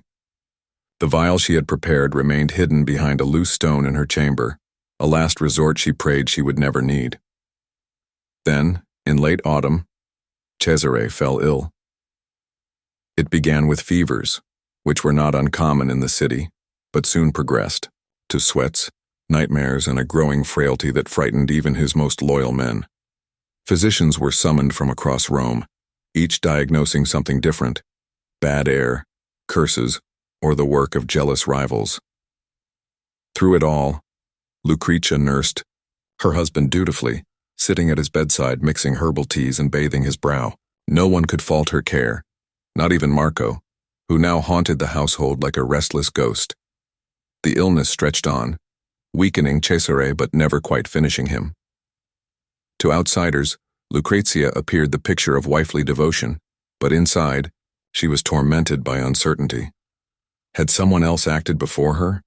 Was her husband being poisoned by another hand, or was this merely the hand of fate? As Cesare wasted away, the Orsini family's fortunes faltered. Debts mounted and their influence at court waned. Marco pressed Lucrezia with more questions, now barely bothering with politeness. The household grew tense, divided between loyalty and fear, between truth and survival. One stormy evening, as lightning forked above the city, Cesare called Lucrezia to his bedside. His face was haggard, his eyes wild. "Trust no one," he rasped. "They will blame you when I die. Even if you are innocent, they will say it was your hand that ended me." Lucrezia knelt beside him, her hands cold as marble. "I have only ever wished for your health, Cesare." He coughed, a bitter laugh escaping his lips. "Health is a dream in this city. Only fools die of natural causes."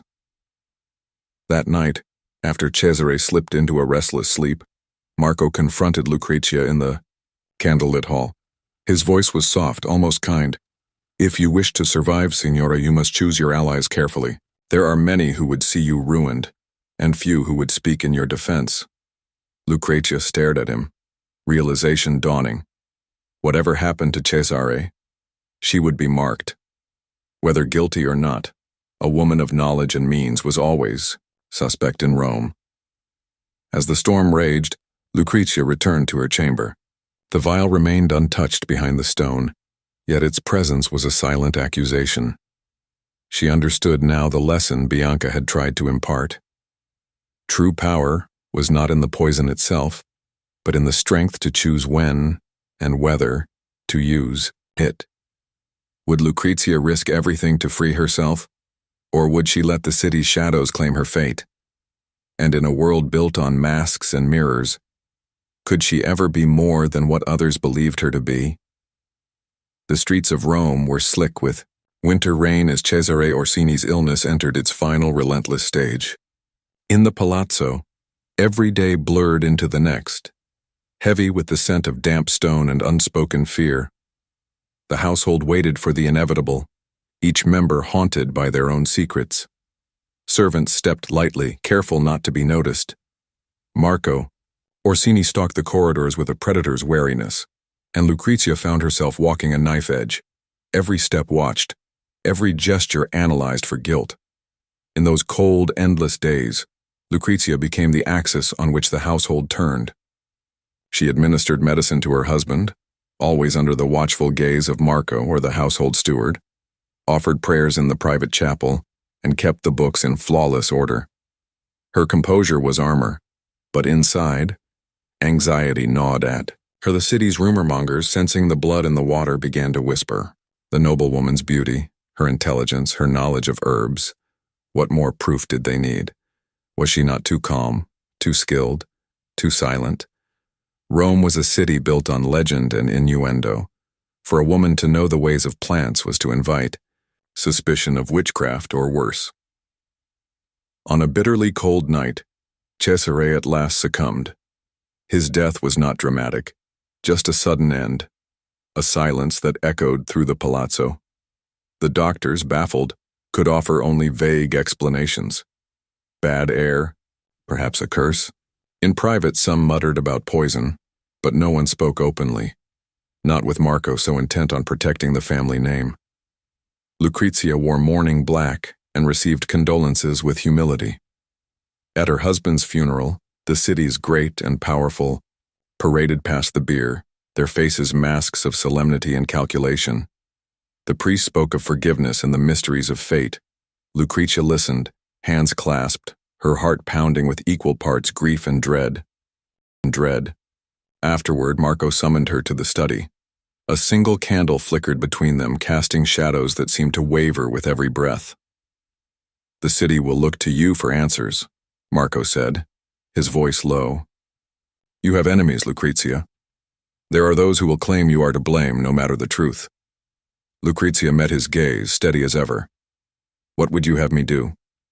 Marco's lips twisted in a faint smile. "Rome is not kind to women who survive. You may be wise to leave for your family's villa in the country. Let things settle. I will see that your dowry and inheritance are managed, and that your name remains untainted, for now." She understood the bargain he was offering. Silence, exile, a measure of safety bought at the price of her autonomy. But Lucrezia also saw the fear in Marco's eyes. Fear not of her, but of the chaos that might follow if blame attached itself to the Orsini house. He needed her compliance as much as she needed his protection. Lucrezia returned to her chambers and retrieved the vial from its hiding place. She stared at it for a long time, the liquid inside as clear and dangerous as the life she had led in Rome. In the end, she poured it down the drain, watching it vanish into darkness. Poison, she realized, was not her true weapon. Survival was. The city had taken much from her, but not her sense of self. Before dawn, she and Agatha, her most loyal maid, packed a single trunk. They slipped quietly through the side gate, passing into the foggy streets. Lucrezia left no note, no message, only her mourning veil draped neatly across her bed.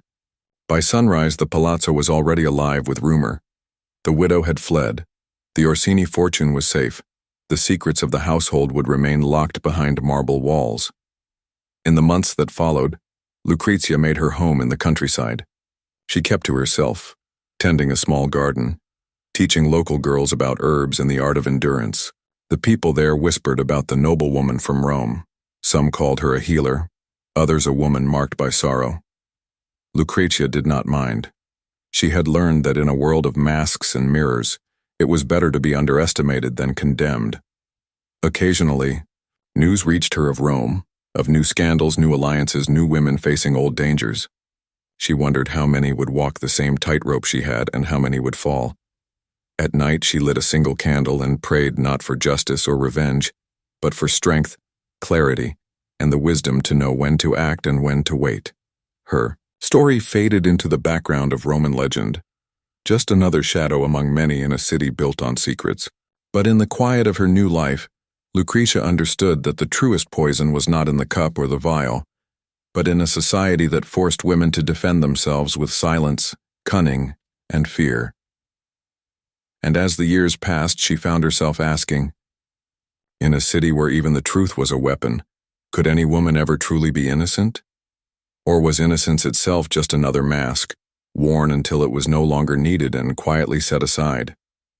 In the year 1471, the mountain villages of Catalonia were shadowed by the looming walls of ancient castles and the winds that swept down from the Pyrenees. Maria Requena, born to a family of tenant farmers, was sent to work at the fortress of Belmoral, where lords feasted on roasted meat and peasant girls labored from dawn until the last candle burned out. She wore the plain dress and quiet manner of her station, her hair braided tight, her back straight beneath the gaze of stern housekeepers. Maria was a clever girl, though she hid it well. From her mother, she'd learned the virtues of patience. From her grandmother, she'd learned the secrets of herbs and prayers whispered in the shadow of mountain chapels. In the Belmoral kitchens, she kept her head down and listened to the laughter of the pages, the quarrels of the cooks, and the harsh instructions of Lady Elisenda, the lady of the house. Life in the castle was defined by its routines: hauling, water, chopping onions, sweeping ash from the great hearth. But beneath these simple labors, the fortress pulsed with stories of betrayal and unrest. The old lord, Don Ferran, was dying, some said from age, others from a wasting illness, and a few from something darker. The succession was uncertain. The young master, Bernat, brooded at the edge of every meal, sharp-eyed and resentful, while his stepmother Elisenda ruled the castle with iron discipline. As Ferran's illness deepened, the household grew tense. Maria watched and learned. She saw which servants took bribes to look the other way, which knights returned from town with tales of rebellion, and which chambermaids whispered in the dark about what they'd seen. At night, Maria would sit by the fire in the scullery, reciting the names of plants she'd foraged in the hills. Wild garlic for wounds, elderflower for fever, bitter vetch for courage, and henbane, belladonna, and monkshood, which could heal, or kill depending on the hand that used them. The line between remedy and poison was thin, and Maria knew it. When Lady Elisenda summoned her one cold morning, Maria's heart raced. In the solar, Elisenda's eyes were sharp. "You know herbs?" she asked quietly, glancing over her shoulder to ensure no one was listening.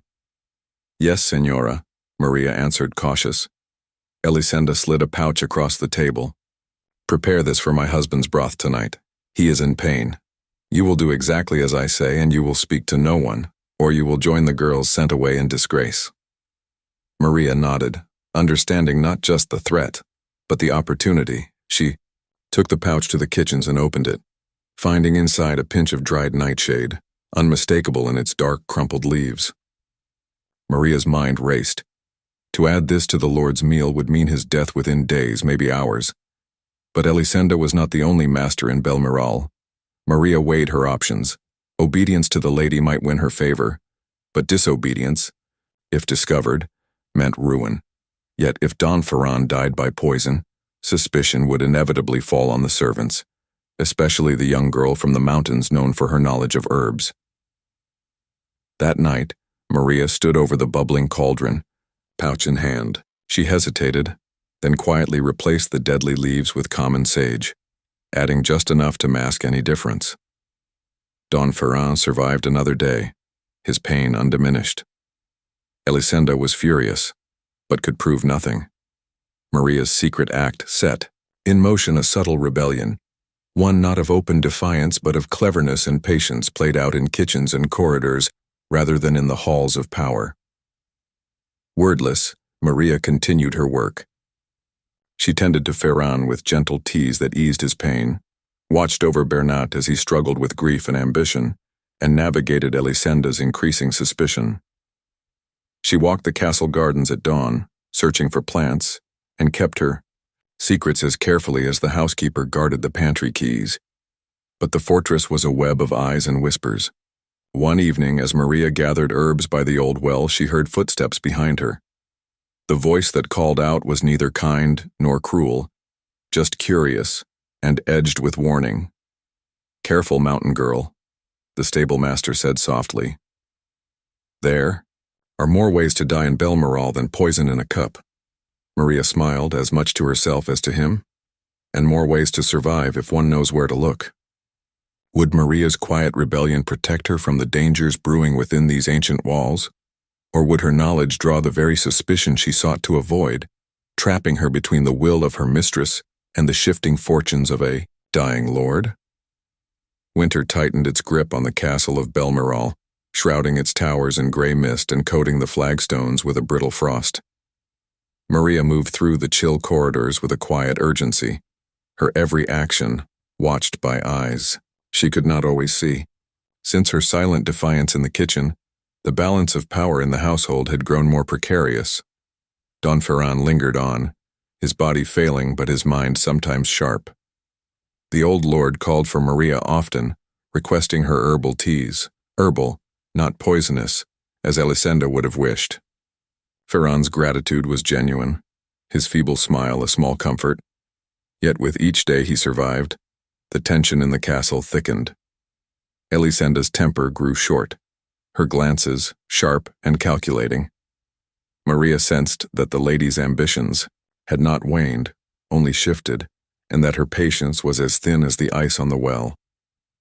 Bernat, meanwhile, haunted the halls like a restless spirit. The young master who had once eyed Maria with suspicion now sought her advice about his father's health.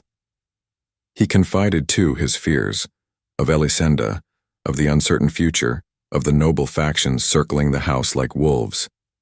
Maria listened carefully, offering comfort where she could but rarely her true opinions. She knew better than to entangle herself in the quarrels of lords. The kitchen maids, emboldened by Maria's composure, began to whisper to her about the household secrets, which knight returned at dawn, which serving girl wept in the laundry, which guardsman was loyal to Bernat or Elisenda. Maria collected these tidbits as carefully as she gathered wild thyme in the woods. Each fragment, a protection, each rumor a possible trap. One frigid morning, as she climbed the spiral stairs with a tray for Ferran, Maria found her path blocked by Elisenda herself. The lady's face was as cold as the stone. "You failed me," Elisenda hissed, her voice low. "Do you think I am blind?" Ferran's pain should have ended by now, but instead he lingers, and you are the reason. Maria lowered her eyes. "I gave him only what you asked, Senora. His suffering is great, but I am not God." Elisenda's eyes flashed. "If you cross me again, I'll see you dismissed, and worse." With a flick of her hand, she stepped aside, leaving Maria to finish her errand. That day, word spread that a summons had come from Barcelona. The city's bishop, an old friend of Ferran's, had heard troubling reports and would soon visit the castle, eager to ensure the lord's good name was preserved in his final days. The news unsettled everyone, for a bishop's presence meant new eyes, new judgments, and the threat of scandal. Maria spent the following nights restless. She thought of the pouch of nightshade she'd hidden in the woods, just in case. She thought of Elisenda's anger, of Bernat's fear, and of her own place in this dangerous game. Would her small acts of rebellion be enough? Or would the arrival of the bishop shift the balance yet again? On the day of the bishop's arrival, Belmiral was thrown into a frenzy. Fires were lit, walls scrubbed, and servants drilled into silent obedience. Maria watched as Elisenda put on her most sorrowful expression, Bernat his bravest. The bishop was a tall, hawk-nosed man, severe in his vestments, his voice soft but cutting. He spoke to everyone, questioned Ferran at length, pressed Elisenda about household management, and summoned Maria last of all. In the dim light of the solar, the bishop fixed Maria with a thoughtful gaze. "You are young and wise in the ways of the earth. Have you seen any misdeeds in this household? Anything that would grieve a dying man's soul?" Maria hesitated. To accuse Elisenda outright was to invite ruin. To lie would mark her as complicit. Instead, she offered a careful truth. "All who dwell here wish for peace, my lord. Some seek it in patience, some in prayer. My own hands are clean, but I cannot speak for the hearts of others." The bishop studied her, perhaps seeing more than she intended to reveal. After a long moment, he nodded and dismissed her with a blessing. Maria left the room shaken, knowing she had walked a line as fine as a blade. In the days that followed, Don Ferran grew weaker still. Maria's tease soothed his pain, and when he could no longer speak, he squeezed her hand in gratitude. Elisenda, now cornered by the bishop's scrutiny, grew desperate. She began to demand more potent drafts for Ferran, barks and roots that Maria refused to use. She sensed the lady's fury mounting, and feared it would soon find another target. One night, as Maria tended the dying lord, Bernat appeared at the doorway. He looked at his father, then at Maria. "When my father is gone," he whispered, "this house will change. I will remember who was loyal." Maria nodded, understanding both the promise and the threat behind his words. With Ferran's death approaching, the household braced for upheaval. Loyalties would be tested, old grievances avenged. And Maria, a peasant girl with a head full of secrets, would have to decide whether to keep playing the game of shadows, or to step into the light and risk everything for the sake of her own conscience. Could Maria's quiet acts of defiance see her safely through the storm that was coming? Or would the poison of suspicion, once planted, flourish in the darkness of Belmiral's ancient halls? As the winds howled across the peaks of Catalonia and snow dusted the towers of Belmiral, the castle became a crucible of fear and anticipation. Don Ferran's death was no longer a matter of if, but when. The servants whispered behind closed doors. Lady Elisenda moved like a shadow at dusk, and Maria, the mountain girl, found herself the silent axis around which secrets turned. Don Ferran's Final days were marked by fits of clarity and long hours of restless sleep. Maria stayed at his bedside, brewing gentle teas, wiping his brow, and listening to his fractured stories about youth, honor, and regret. The bishop visited daily, praying and questioning, his eyes as sharp as his prayers were soft. Maria met his questions with the same careful honesty she had offered before, giving neither more nor less than was safe. The night before Ferran died, a hush fell over the household. Bernat paced the corridors, his face pale and drawn. Maria saw him at the old chapel, head bowed, and knew the young master was torn between grief for his father and terror of what would come next. In the kitchens, servants argued in whispers about their fates. Who would be kept, who would be sent away, and who would be blamed if anything amiss were discovered. It was Lady Elisenda who acted first. Sensing her grip on the house slipping, she summoned Maria late at night to her chambers. Candles flickered in the cold air, and Elisenda's eyes blazed above her lace-trimmed veil. "You think yourself clever," Elisenda spat, her voice barely above a whisper. "You think your silence keeps you safe. But this house is mine. If you cross me again, I'll see you cast out in disgrace. Or worse."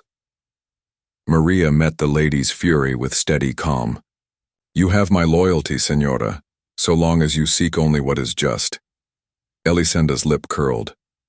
"Justice? Do not lecture me on justice, girl. It is not herbs that give you power here, but obedience. Remember your place." Maria inclined her head, then slipped from the room, heart pounding. She understood with new clarity the rules of the game. In Belmiral, survival was not simply a matter of avoiding poison, but of outlasting the poisonous intent of those in power. Don Ferran died before dawn, his final breath escaping in a room lit by candlelight and attended by the bishop, Bernat, Elisenda, and Maria. The priest gave the final rites. Elisenda wept with practiced sorrow, and Bernat looked to Maria with gratitude that could not be spoken aloud. What followed was a flurry of change. The bishop declared Ferran's soul at peace and praised the loyalty of the household, naming Maria's care as evidence of virtue rather than suspicion.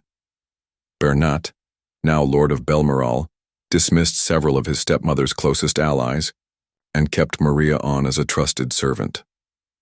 Elisenda, finding herself isolated, retreated to her private chambers, her power diminished but her bitterness undimmed. Maria's reputation grew in cautious whispers. The kitchen girls came to her for advice. The old housekeeper listened to her opinions.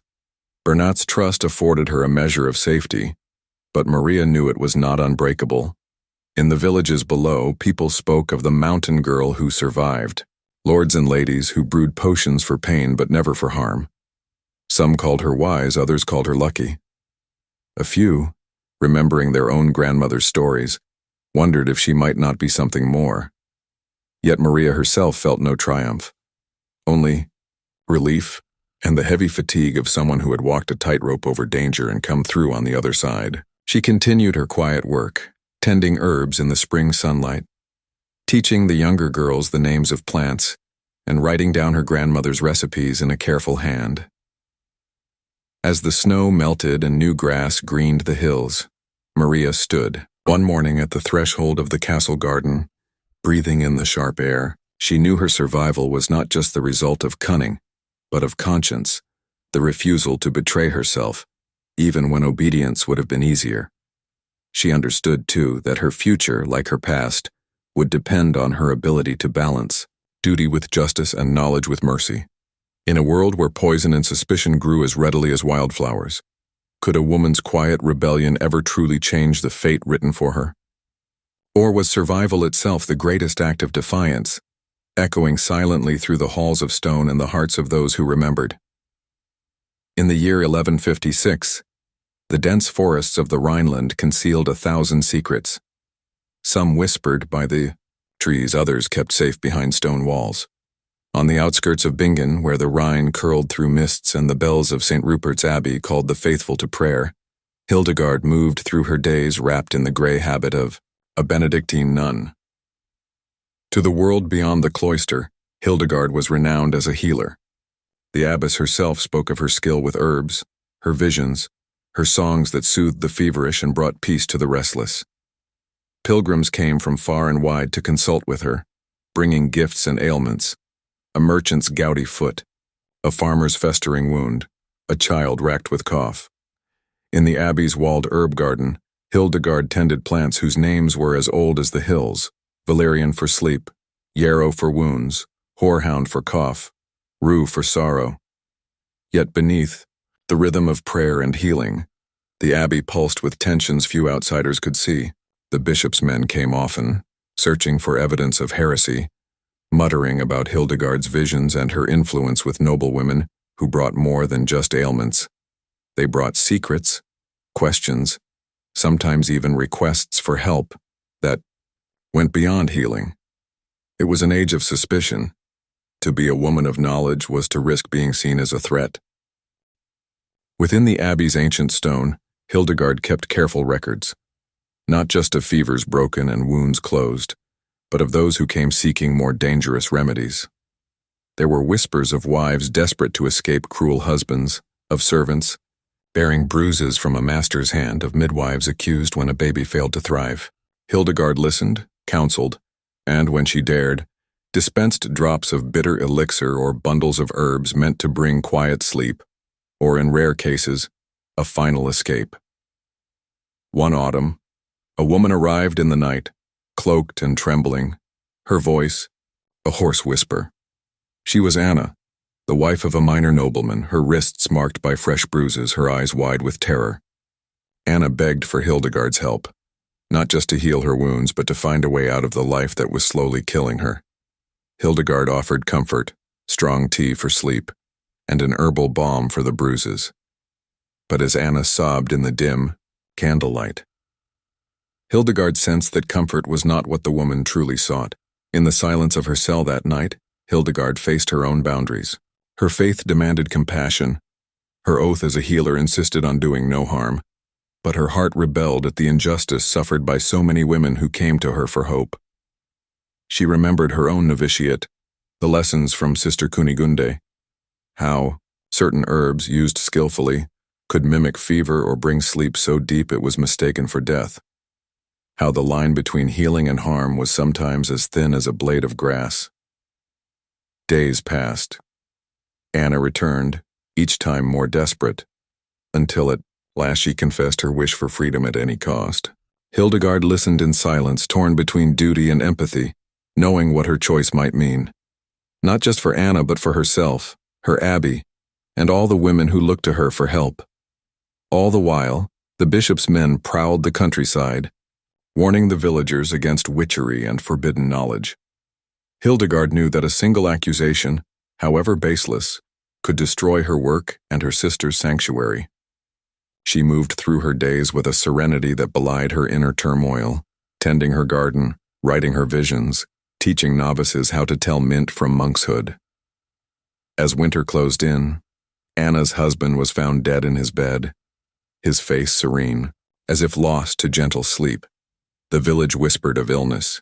The bishop's men whispered of poison. Anna, pale but unbroken, disappeared into the night, vanishing as quietly as she had come.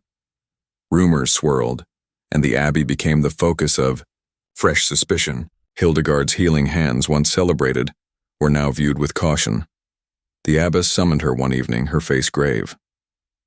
"You have done much good, sister," the abbess said softly. "But these are dangerous times. Even kindness can be misread." Hildegard bowed her head. "I have only sought to help those in need, mother." The abbess sighed. "Pray that is enough." Would Hildegard's knowledge continue to save, or would the thin line she walked lead her and her abbey into peril? Could a healer in an age of fear and suspicion ever truly keep her conscience clear, or would every act of compassion be shadowed by the threat of accusation? Snow fell thick and silent across the abbey's rooftops, muffling the bells and the footsteps of the nuns as they moved through winter's routines. Hildegard's garden lay dormant beneath drifts of white, the shapes of rosemary and sage only, hinted at beneath the snow. Inside the cloister, the air was sharp with wood smoke, and the walls echoed with the steady hum of prayer and the distant cries of the sick. Hildegard's life became a careful balance. She wrote her visions by candlelight, treating patients with even greater caution than before. Each visitor who knocked at the abbey's gate was met with gentle welcome, but also with wariness. The death of Anna's husband, though outwardly attributed to natural causes, had changed the atmosphere in Bingen. Women whispered gratitude in Hildegard's ear, but others watched her with narrowed eyes, uncertain whether she was a miracle worker or something darker. The bishop's men lingered longer in the village.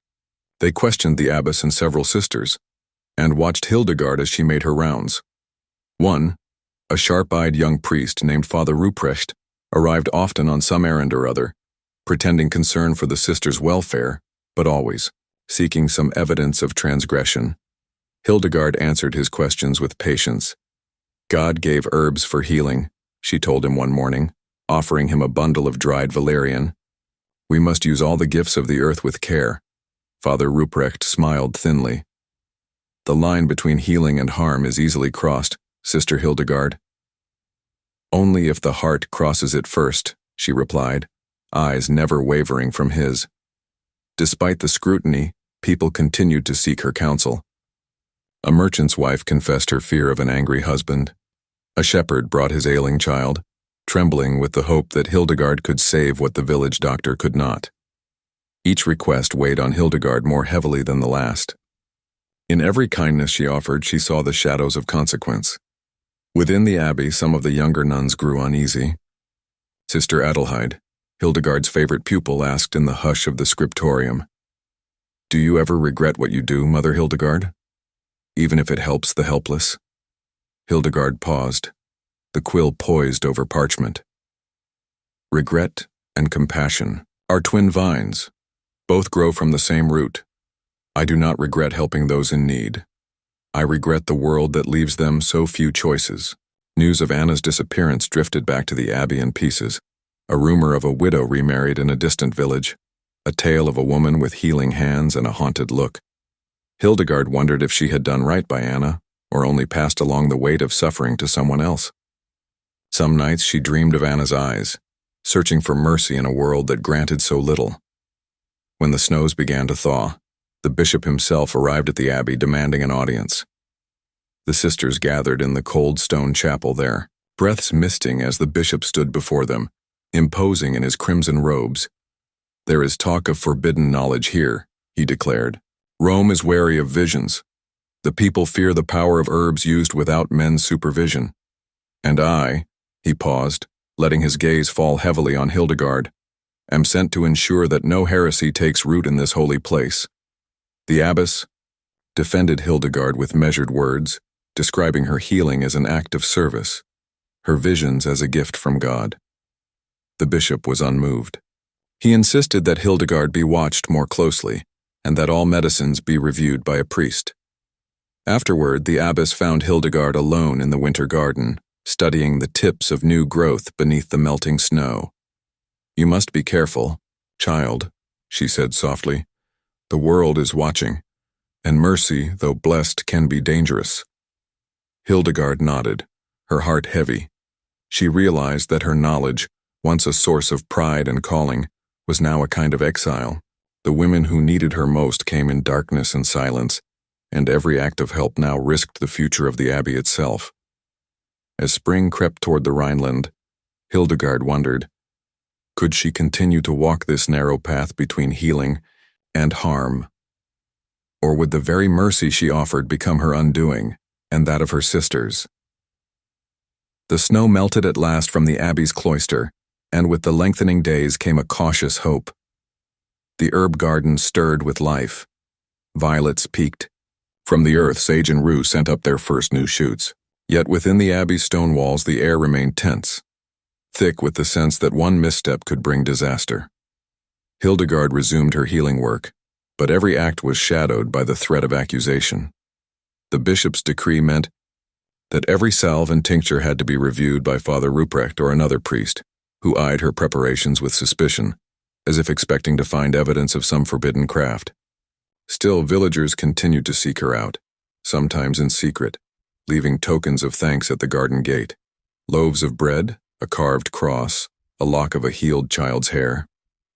One night, just after Vespers, Sister Adelheid arrived in Hildegard's cell with a face full of worry. "They say the bishop wants to remove you, Mother. They say he is sending letters to Mainz calling for an inquiry." Hildegard's heart clenched, but she managed a calm reply. "He may try, but the abbey is not only stone and rule, it is faith, and all the quiet lives that depend on us." Days passed in tense waiting. When the bishop's messenger finally arrived, it was with instructions to place Hildegard under close observation, forbidding her from tending any patient unless in the presence of Father Ruprecht. The order struck at the heart of her calling. No longer could she offer comfort freely or respond quickly to the urgent knocks at the abbey gate. Yet need did not vanish with prohibition. One stormy evening, a peasant girl was brought in, burning, with fever. The sisters begged Hildegard to help, knowing Father Ruprecht was away on church business. Hildegard hesitated, then steeled herself. In the flicker of candlelight, she brewed a tea of meadowsweet and yarrow, whispering prayers for mercy as she worked. The girl's fever broke before morning, and word of the miracle spread quickly, first among the sisters, then in the village. With each day, more people came despite the watchful eyes of the church. Even some priests, moved by the suffering of the people, began to look the other way. The bishop, however, was unmoved. When he returned to the abbey for inspection, he found the nuns defiant but dignified. "You act as if you answered to no man, Sister Hildegard," he said coldly. "Remember, even holy women must obey." Hildegard met his gaze with humility but did not yield. "We obey God first, Excellency, and his mercy does not wait for permission." In the end, the bishop could not ignore the support Hildegard had from both abbey and village. To remove her would risk unrest. Reluctantly, he relented, stipulating that Hildegard remain at the abbey and limit her activities, but he could not keep people from seeking her aid. As summer warmed the stones and the herb garden overflowed with color, Hildegard returned to her work warily, but with renewed resolve. She taught the young nuns as much as she dared, always warning them, "Knowledge is a gift, but also a burden. Be wise, be careful. Let your healing never become a weapon." The memory of Anna lingered, a reminder that sometimes even compassion demanded courage, and that mercy could be as dangerous as any poison in the wrong world. In her old age, Hildegard would be remembered as a visionary, a composer, a healer, and to some a quiet rebel. The abbey endured, as did her reputation, but the fear of accusation never fully left her. In every remedy she prepared, every patient she comforted, Hildegard understood the price of knowledge and the unending challenge of wielding it with grace. And as the shadows of evening gathered in the garden she loved, Hildegard wondered, would there ever come a time when a woman's healing hands would be seen only as a blessing, and never again as a threat? Or was every act of mercy, in the end, a silent challenge to the world that feared it most? It was the deep heart of winter in the year 1592, and the village of Riska slumbered beneath a mantle of snow so thick that even the wolves kept to the forest's edge. Frost crusted the eaves of every hut, and the river ran silent and black beneath its crust of ice. Yelena Ivanovna, widowed, young, and childless, lived alone in a sturdy log house at the end of the lane, her only companion a black cat, and the memories of a life marked by hardship. Yelena's days were quiet, but never idle. She spun wool, tended her stove, and mixed herbal concoctions passed down from her mother and grandmother. In a land where survival was always uncertain, her knowledge was both gift and curse. The villagers came to her for willow bark when fever struck, for garlic and honey when the cough spread, and for bitter roots when childbirth went wrong. They called her wise woman, sometimes witch, always in hushed tones with a mixture of respect and fear. The men of Riska, hardened by vodka and cold, kept their distance from Yelena. The women, especially the battered and the desperate, trusted her more than the priest, who saw sin in every shadow and threatened damnation for those who strayed from his word. Yelena knew every wound and secret heartache in the village, yet she carried her own sorrows in silence. Her late husband, Mikhail, had been cruel, a man whose temper left bruises and whose debts left her nearly penniless. When he died suddenly in the middle of a spring night, the neighbors said it was his heart that failed. Only Yelena and her grandmother's recipe book knew differently. In the months that followed, her quiet defiance, her refusal to remarry, her silent endurance, made her a figure of both suspicion and fascination. That winter, a new threat crept into Riska. Famine followed a poor harvest, and the village men became meaner, the priest more shrill.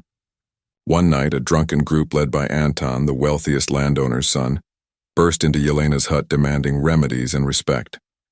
They overturned her table, threatened her with fire, and mocked her for her solitude. Yelena stood firm, her gray eyes unblinking, her cat arching and hissing at her feet. When the men left, Anton spat on her doorstep and promised to return. The next morning, the villagers saw Yelena sweeping the snow clean, her face expressionless, her silence deeper than ever. It was then that Yelena decided she would no longer wait for fate to turn in her favor. She returned to her shelves of dried herbs, unrolling scraps of birch bark on which her grandmother had written the names and secrets of every plant: foxglove for the heart, deadly nightshade for sleep, and a rare powder from the bark of the fly, agaric mushroom used by shamans in the far north for visions and in the wrong hands for vengeance. As the snow deepened and the nights grew longer, Anton fell ill. It began with stomach pain, then dreams so vivid and disturbing he raved in his sleep. The village doctor, befuddled, bled him and muttered about spirits. Yelena delivered a bundle of willow bark tea to his mother, as she would to anyone, but said little else. Anton's decline was slow and public, each day weakening his body and his spirit. The village began to murmur. Was it a curse, or justice, or simply bad luck? The priest thundered about sin from his pulpit, hinting darkly that evil moved among them. Yet none dared confront Yelena, whose eyes met every question with quiet certainty. But vengeance, Yelena knew, was not freedom. Each night, as she sat beside her stove, she weighed the price of her choices: the protection of the vulnerable, the fear of the villagers, the isolation that grew deeper with every act of survival.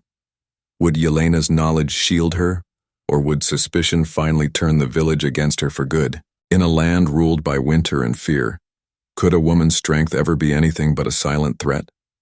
The weeks passed, and Anton's condition worsened. By the second Sunday of Lent, he was unable to leave his bed, his mother's wailing echoing through the village at dusk. The villagers who once shrugged off Yelena's solitary existence now watched her every move. Some crossed themselves when she passed. Others hurried to the priest, whispering of omens, old debts, and quiet witchery. The children no longer played near her gate. Yelena kept to her routines, neither hiding nor seeking confrontation. She gathered firewood, tended her stove, and measured her herbs with the same calm precision she had learned from her foremothers. But every step beyond her threshold felt like treading across a frozen lake, unsure where the ice might crack. The village. Priest Father Ivan grew emboldened by the mounting fear. He thundered from the pulpit about the dangers of women who defied God's order, and warned of evil hiding among us in plain sight. After one especially fiery sermon, he paid a visit to Yelena's hut. He entered uninvited, eyes roving over the dried herbs and neatly labeled bottles, his hands folded tight over his crucifix. "You meddle with powers that are not yours," he declared, his voice echoing in the small space. "Confess, and God may yet forgive you. Continue, and you risk the souls of all who come here." Yelena faced him squarely, hands steady on her apron. "I have healed fevers and eased pain. I do no harm to those who show me kindness, Father. And those who wish me harm, perhaps they should fear the winter more than my tea." He blanched, murmured a prayer, and left, but not before warning her. "God sees all, Yelena Ivanovna, even in the dark." In the days that followed, Anton's fever broke, but he was left weak and haunted. He spoke of dreams filled with fire and wolves, of a woman's voice guiding him through blizzards and shadows. Some in the village took this as proof of a curse. Others said he had only paid the price for his own cruelty.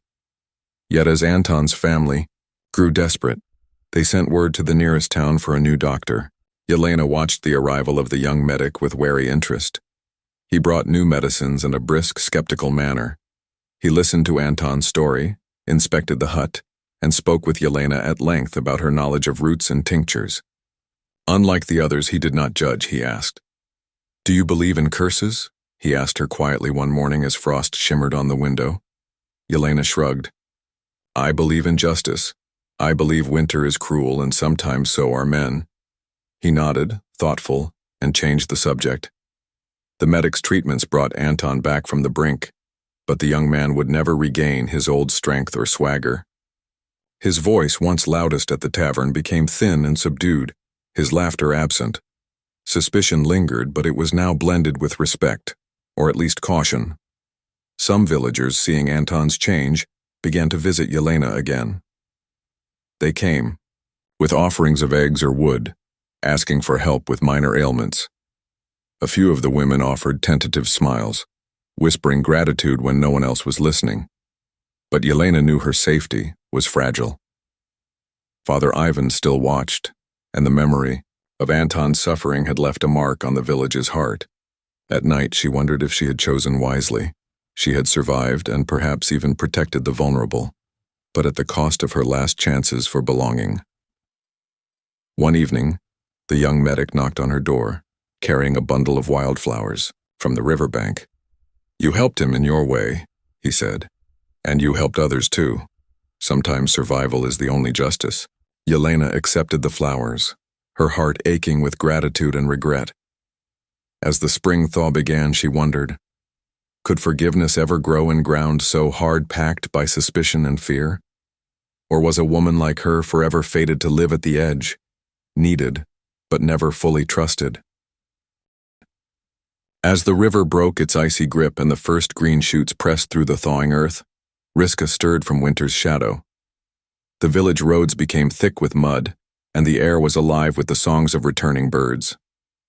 But even as life resumed its ancient rhythms, the memory of Anton's illness and Yelena's silent power lingered like a chill at sunset. Yelena found herself visited more often, though always with a certain formality, a loaf of bread left on her stoop, a request for willow bark whispered through the window rather than spoken at her door.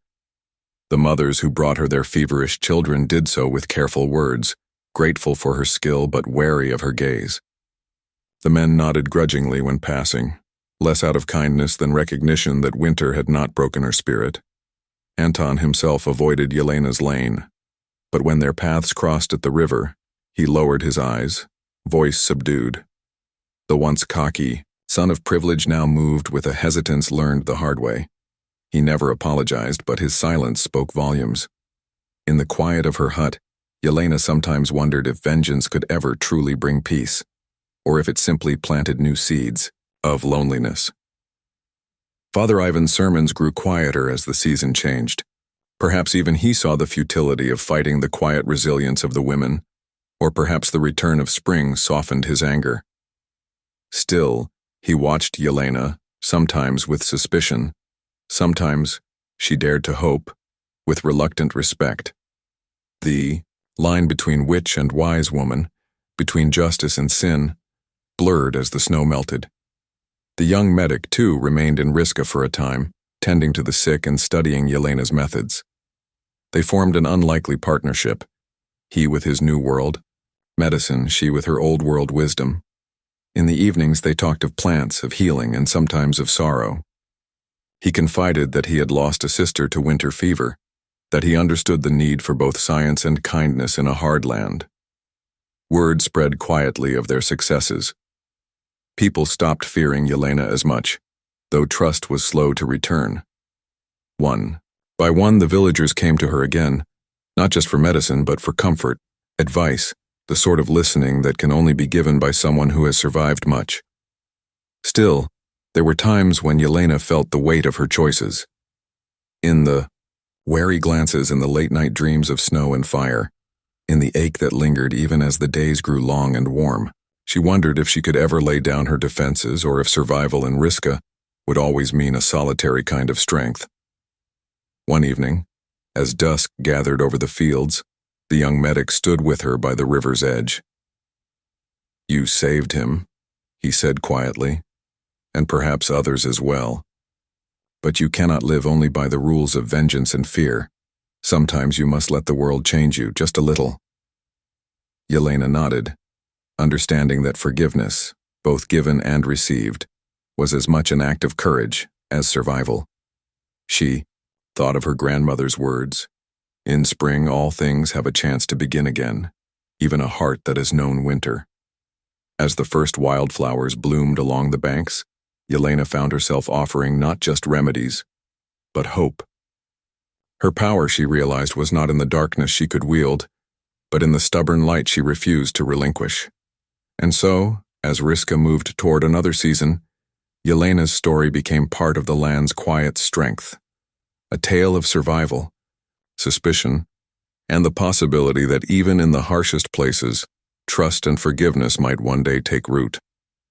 In the rugged northern tip of Brittany, where granite outcrops tumbled into the sea and salt winds whipped the gorse, the village of Pluminac perched atop the cliffs like a gathering of stubborn birds. Here, in a low house beneath blue-gray slate tiles, Anne Lebert lived alone, her life measured by tides, seasons, and the slow rhythm of the apothecary's trade. Anne was a widow in her 40s, small and dark-eyed, with hands calloused from grinding roots and hauling baskets of seaweed from the shore. Her late husband, a fisherman, had drowned years ago, his boat found splintered against the rocks after a winter gale. Since then, Anne had made her own way, mixing medicines for the sick, tending the wounds of sailors, and brewing tonics for women whose husbands returned from the sea with bruises or bitterness. She was neither beloved nor reviled in the village, merely tolerated, a fixture at the market with her jars of ointment and bundles of dried thyme. The priest nodded to her on Sundays but never asked for her help. The wealthier families sent for her in secret when fever struck, leaving coins and bread in exchange for her silence. She understood her place and kept her counsel, listening more than she spoke. But the world outside Pluminac was changing. Breton lords feuded over land and tax. Royal envoys rode the muddy roads demanding loyalty to the distant French king, and hunger crept closer with each failed harvest.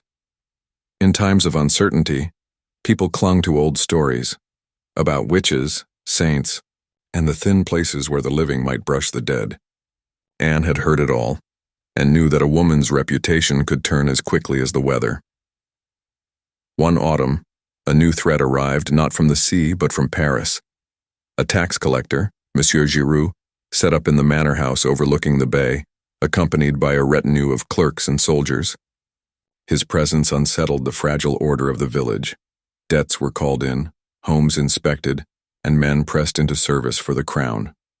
Grievances old and new surfaced like rocks at low tide. Anne watched and waited.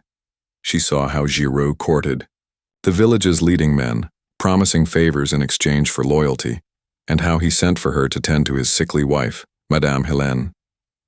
In the grand, chilly manner, Anne listened as Hélène spoke of loneliness, fear, and the desperate wish for a child.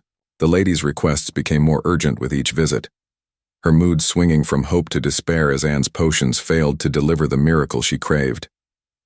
When Hélène's health began to fail, Giroux grew suspicious and angry.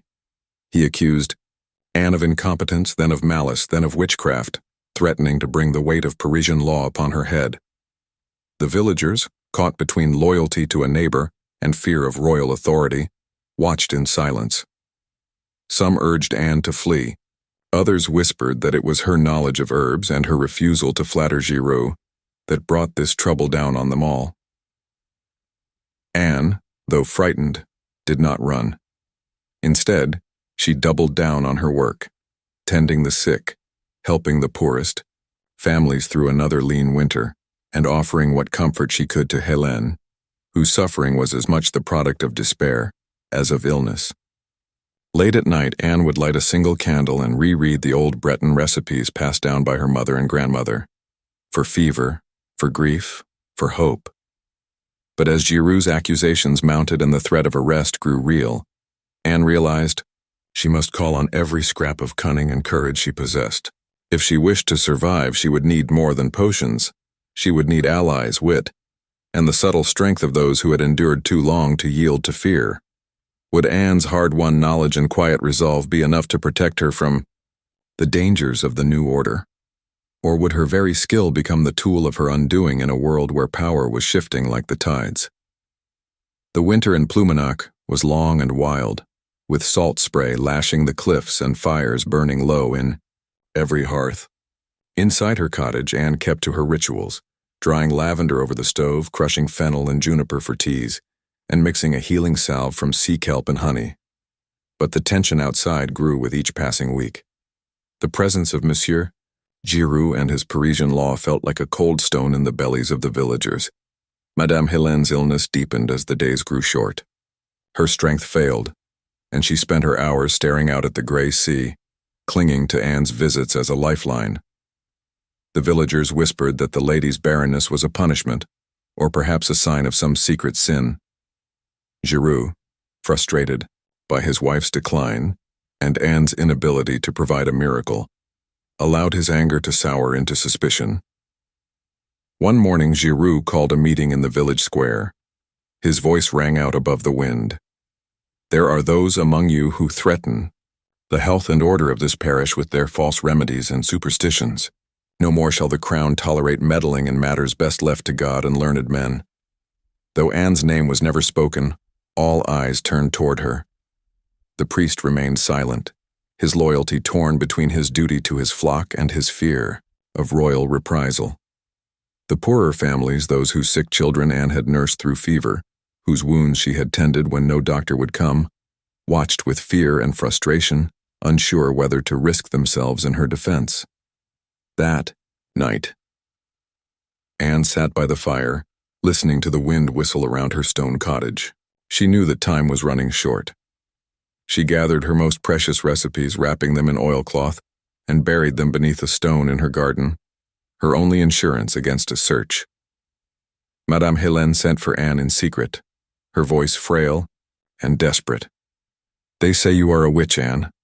I know you are not. But you must leave this place before my husband makes good on his threats." Anne shook her head. "If I run, Hélène, they will only call me guilty. I have done nothing but try to heal." Hélène's hand tightened on hers. "You must find friends. There are those in the village who owe you much. And I have heard a rumor that not all Giroux's soldiers are loyal to Paris. Some serve gold more than king. The words planted a seed of resolve in Anne's heart. In the days that followed, she visited old allies quietly. The fisherman whose son she'd saved from a fever, the baker's wife whose arm had mended under Anne's poultices, the stonecutter who had once been close to her husband. She found that gratitude ran deep even where fear now ruled. Food and supplies appeared at her door, and warnings traveled through the village at the speed of the wind. Giroux grew bolder, having Anne's home searched, her garden trampled, and her drying herbs burned in a public display. Yet Anne stood, her ground, her eyes clear and her voice steady whenever questioned. She refused to name other witches, refused to confess to crimes she had not committed. When Giroux threatened to arrest her, the villagers gathered in uneasy silence around her cottage, not raising fists but refusing to disperse. The standoff lasted for days, until news arrived from the coast, a shipwreck with many injured and dying on the shore. The village doctor was away. Giroux and his men could not help. It was Anne whom the people turned to. With calm and skill, she led the rescue, tending wounds, setting bones, and reviving the half-drowned. Even Giroux, seeing his own men saved by her hands, was forced to step back. Afterward, the mood shifted.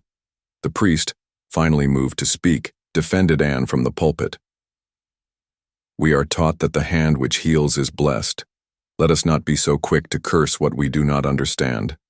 The soldiers withdrew, and Giroux, shamed by the village's quiet defiance, retreated to his manor. Hélène's health did not return, but her gratitude to Anne was evident until the end. In time, the story of Anne's courage spread along, the coast becoming one more tale in the tapestry of Breton resilience. But Anne herself was changed. She knew how close she had come to ruin, how quickly a healer could become a scapegoat when the winds of power shifted. She tended her new garden, smaller, more hidden, and shared her knowledge only with those she trusted most. Yet as she looked out over the stormy sea, Anne wondered, in a world ruled by fear and rumor, could quiet resistance ever truly protect those who refused to yield? Or was survival in Brittany as ever a matter of knowing when to hide, when to heal, and when to stand firm against the tide? Spring crept slowly into Pluminac, the gorse blooming gold on the cliffs, the salt wind growing softer, and the village once more settling into its ancient, wary peace. For Anne, life after the confrontation with Monsieur Giroux never returned to what it had been. The villagers greeted her now with more open respect, but the old undercurrent of suspicion lingered, familiar, like the taste of brine in the air. Madame Hélène lingered a few more weeks, growing thinner and paler until one misty dawn she passed away with Anne at her side. The lady's last words, spoken only to Anne, were a plea. "Help the women. Here. Promise me." Anne pressed her hand and nodded, knowing the promise would shape the years ahead. With Giroux's authority weakened by the villagers' refusal to turn against Anne, he retreated to the manor in sullen defeat. The soldiers left, and with them the threat of arrest, but Anne never forgot how quickly the wind had shifted. She found solace in her work, tending the wounded, delivering babies, and mixing remedies for those who came to her door at dusk. She taught a handful of trusted girls the names of plants and the ways of poultices, urging caution and discretion above all else. But her defiance came at a cost. Though the villagers needed her, few were eager to stand too close when outsiders passed through. Some neighbors whispered that she had brought trouble with her stubbornness.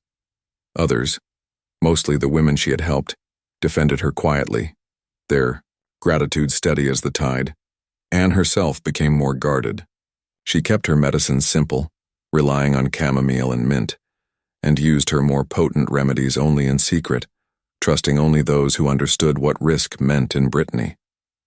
The old recipes remained buried in her garden, safe from prying eyes. She knew now that her survival depended not just on skill, but on the patience and restraint that her mother and grandmother had always counseled. One day in early summer, a new magistrate came to Pluminac, a younger man, more curious than cruel. He met with Anne at the market, listened to her history, and watched her work with an open mind. "You are not what the old stories say," he admitted, "but the world will always be wary of what it cannot control." Anne smiled, weary, but resolute. "Let them be wary, monsieur, but let them heal too." As the seasons turned, Anne's story became another Breton legend, of a healer who stood firm against the tides of fear and power, of a woman whose knowledge was both shield and weapon. Young mothers brought their daughters to her door asking her to teach them what the world had nearly lost. At the edge of the village, in the old garden, wild thyme and lavender grew in tangled profusion, a testament to survival. Still, Anne often sat by her window at dusk, watching the sea and listening to the distant crash of waves. She knew she would always be something of an outsider, shaped by hardship and the memory of those who had come before her. Her life was measured now not just in years or herbs, but in the quiet acts of defiance that had allowed her, and her knowledge to endure. And so Anne wondered, as the sea mist drifted over the cliffs, was her legacy one of resistance or of simple endurance? In a world where power shifted like the tides, perhaps the truest strength was to keep living, teaching and healing, one quiet season after another.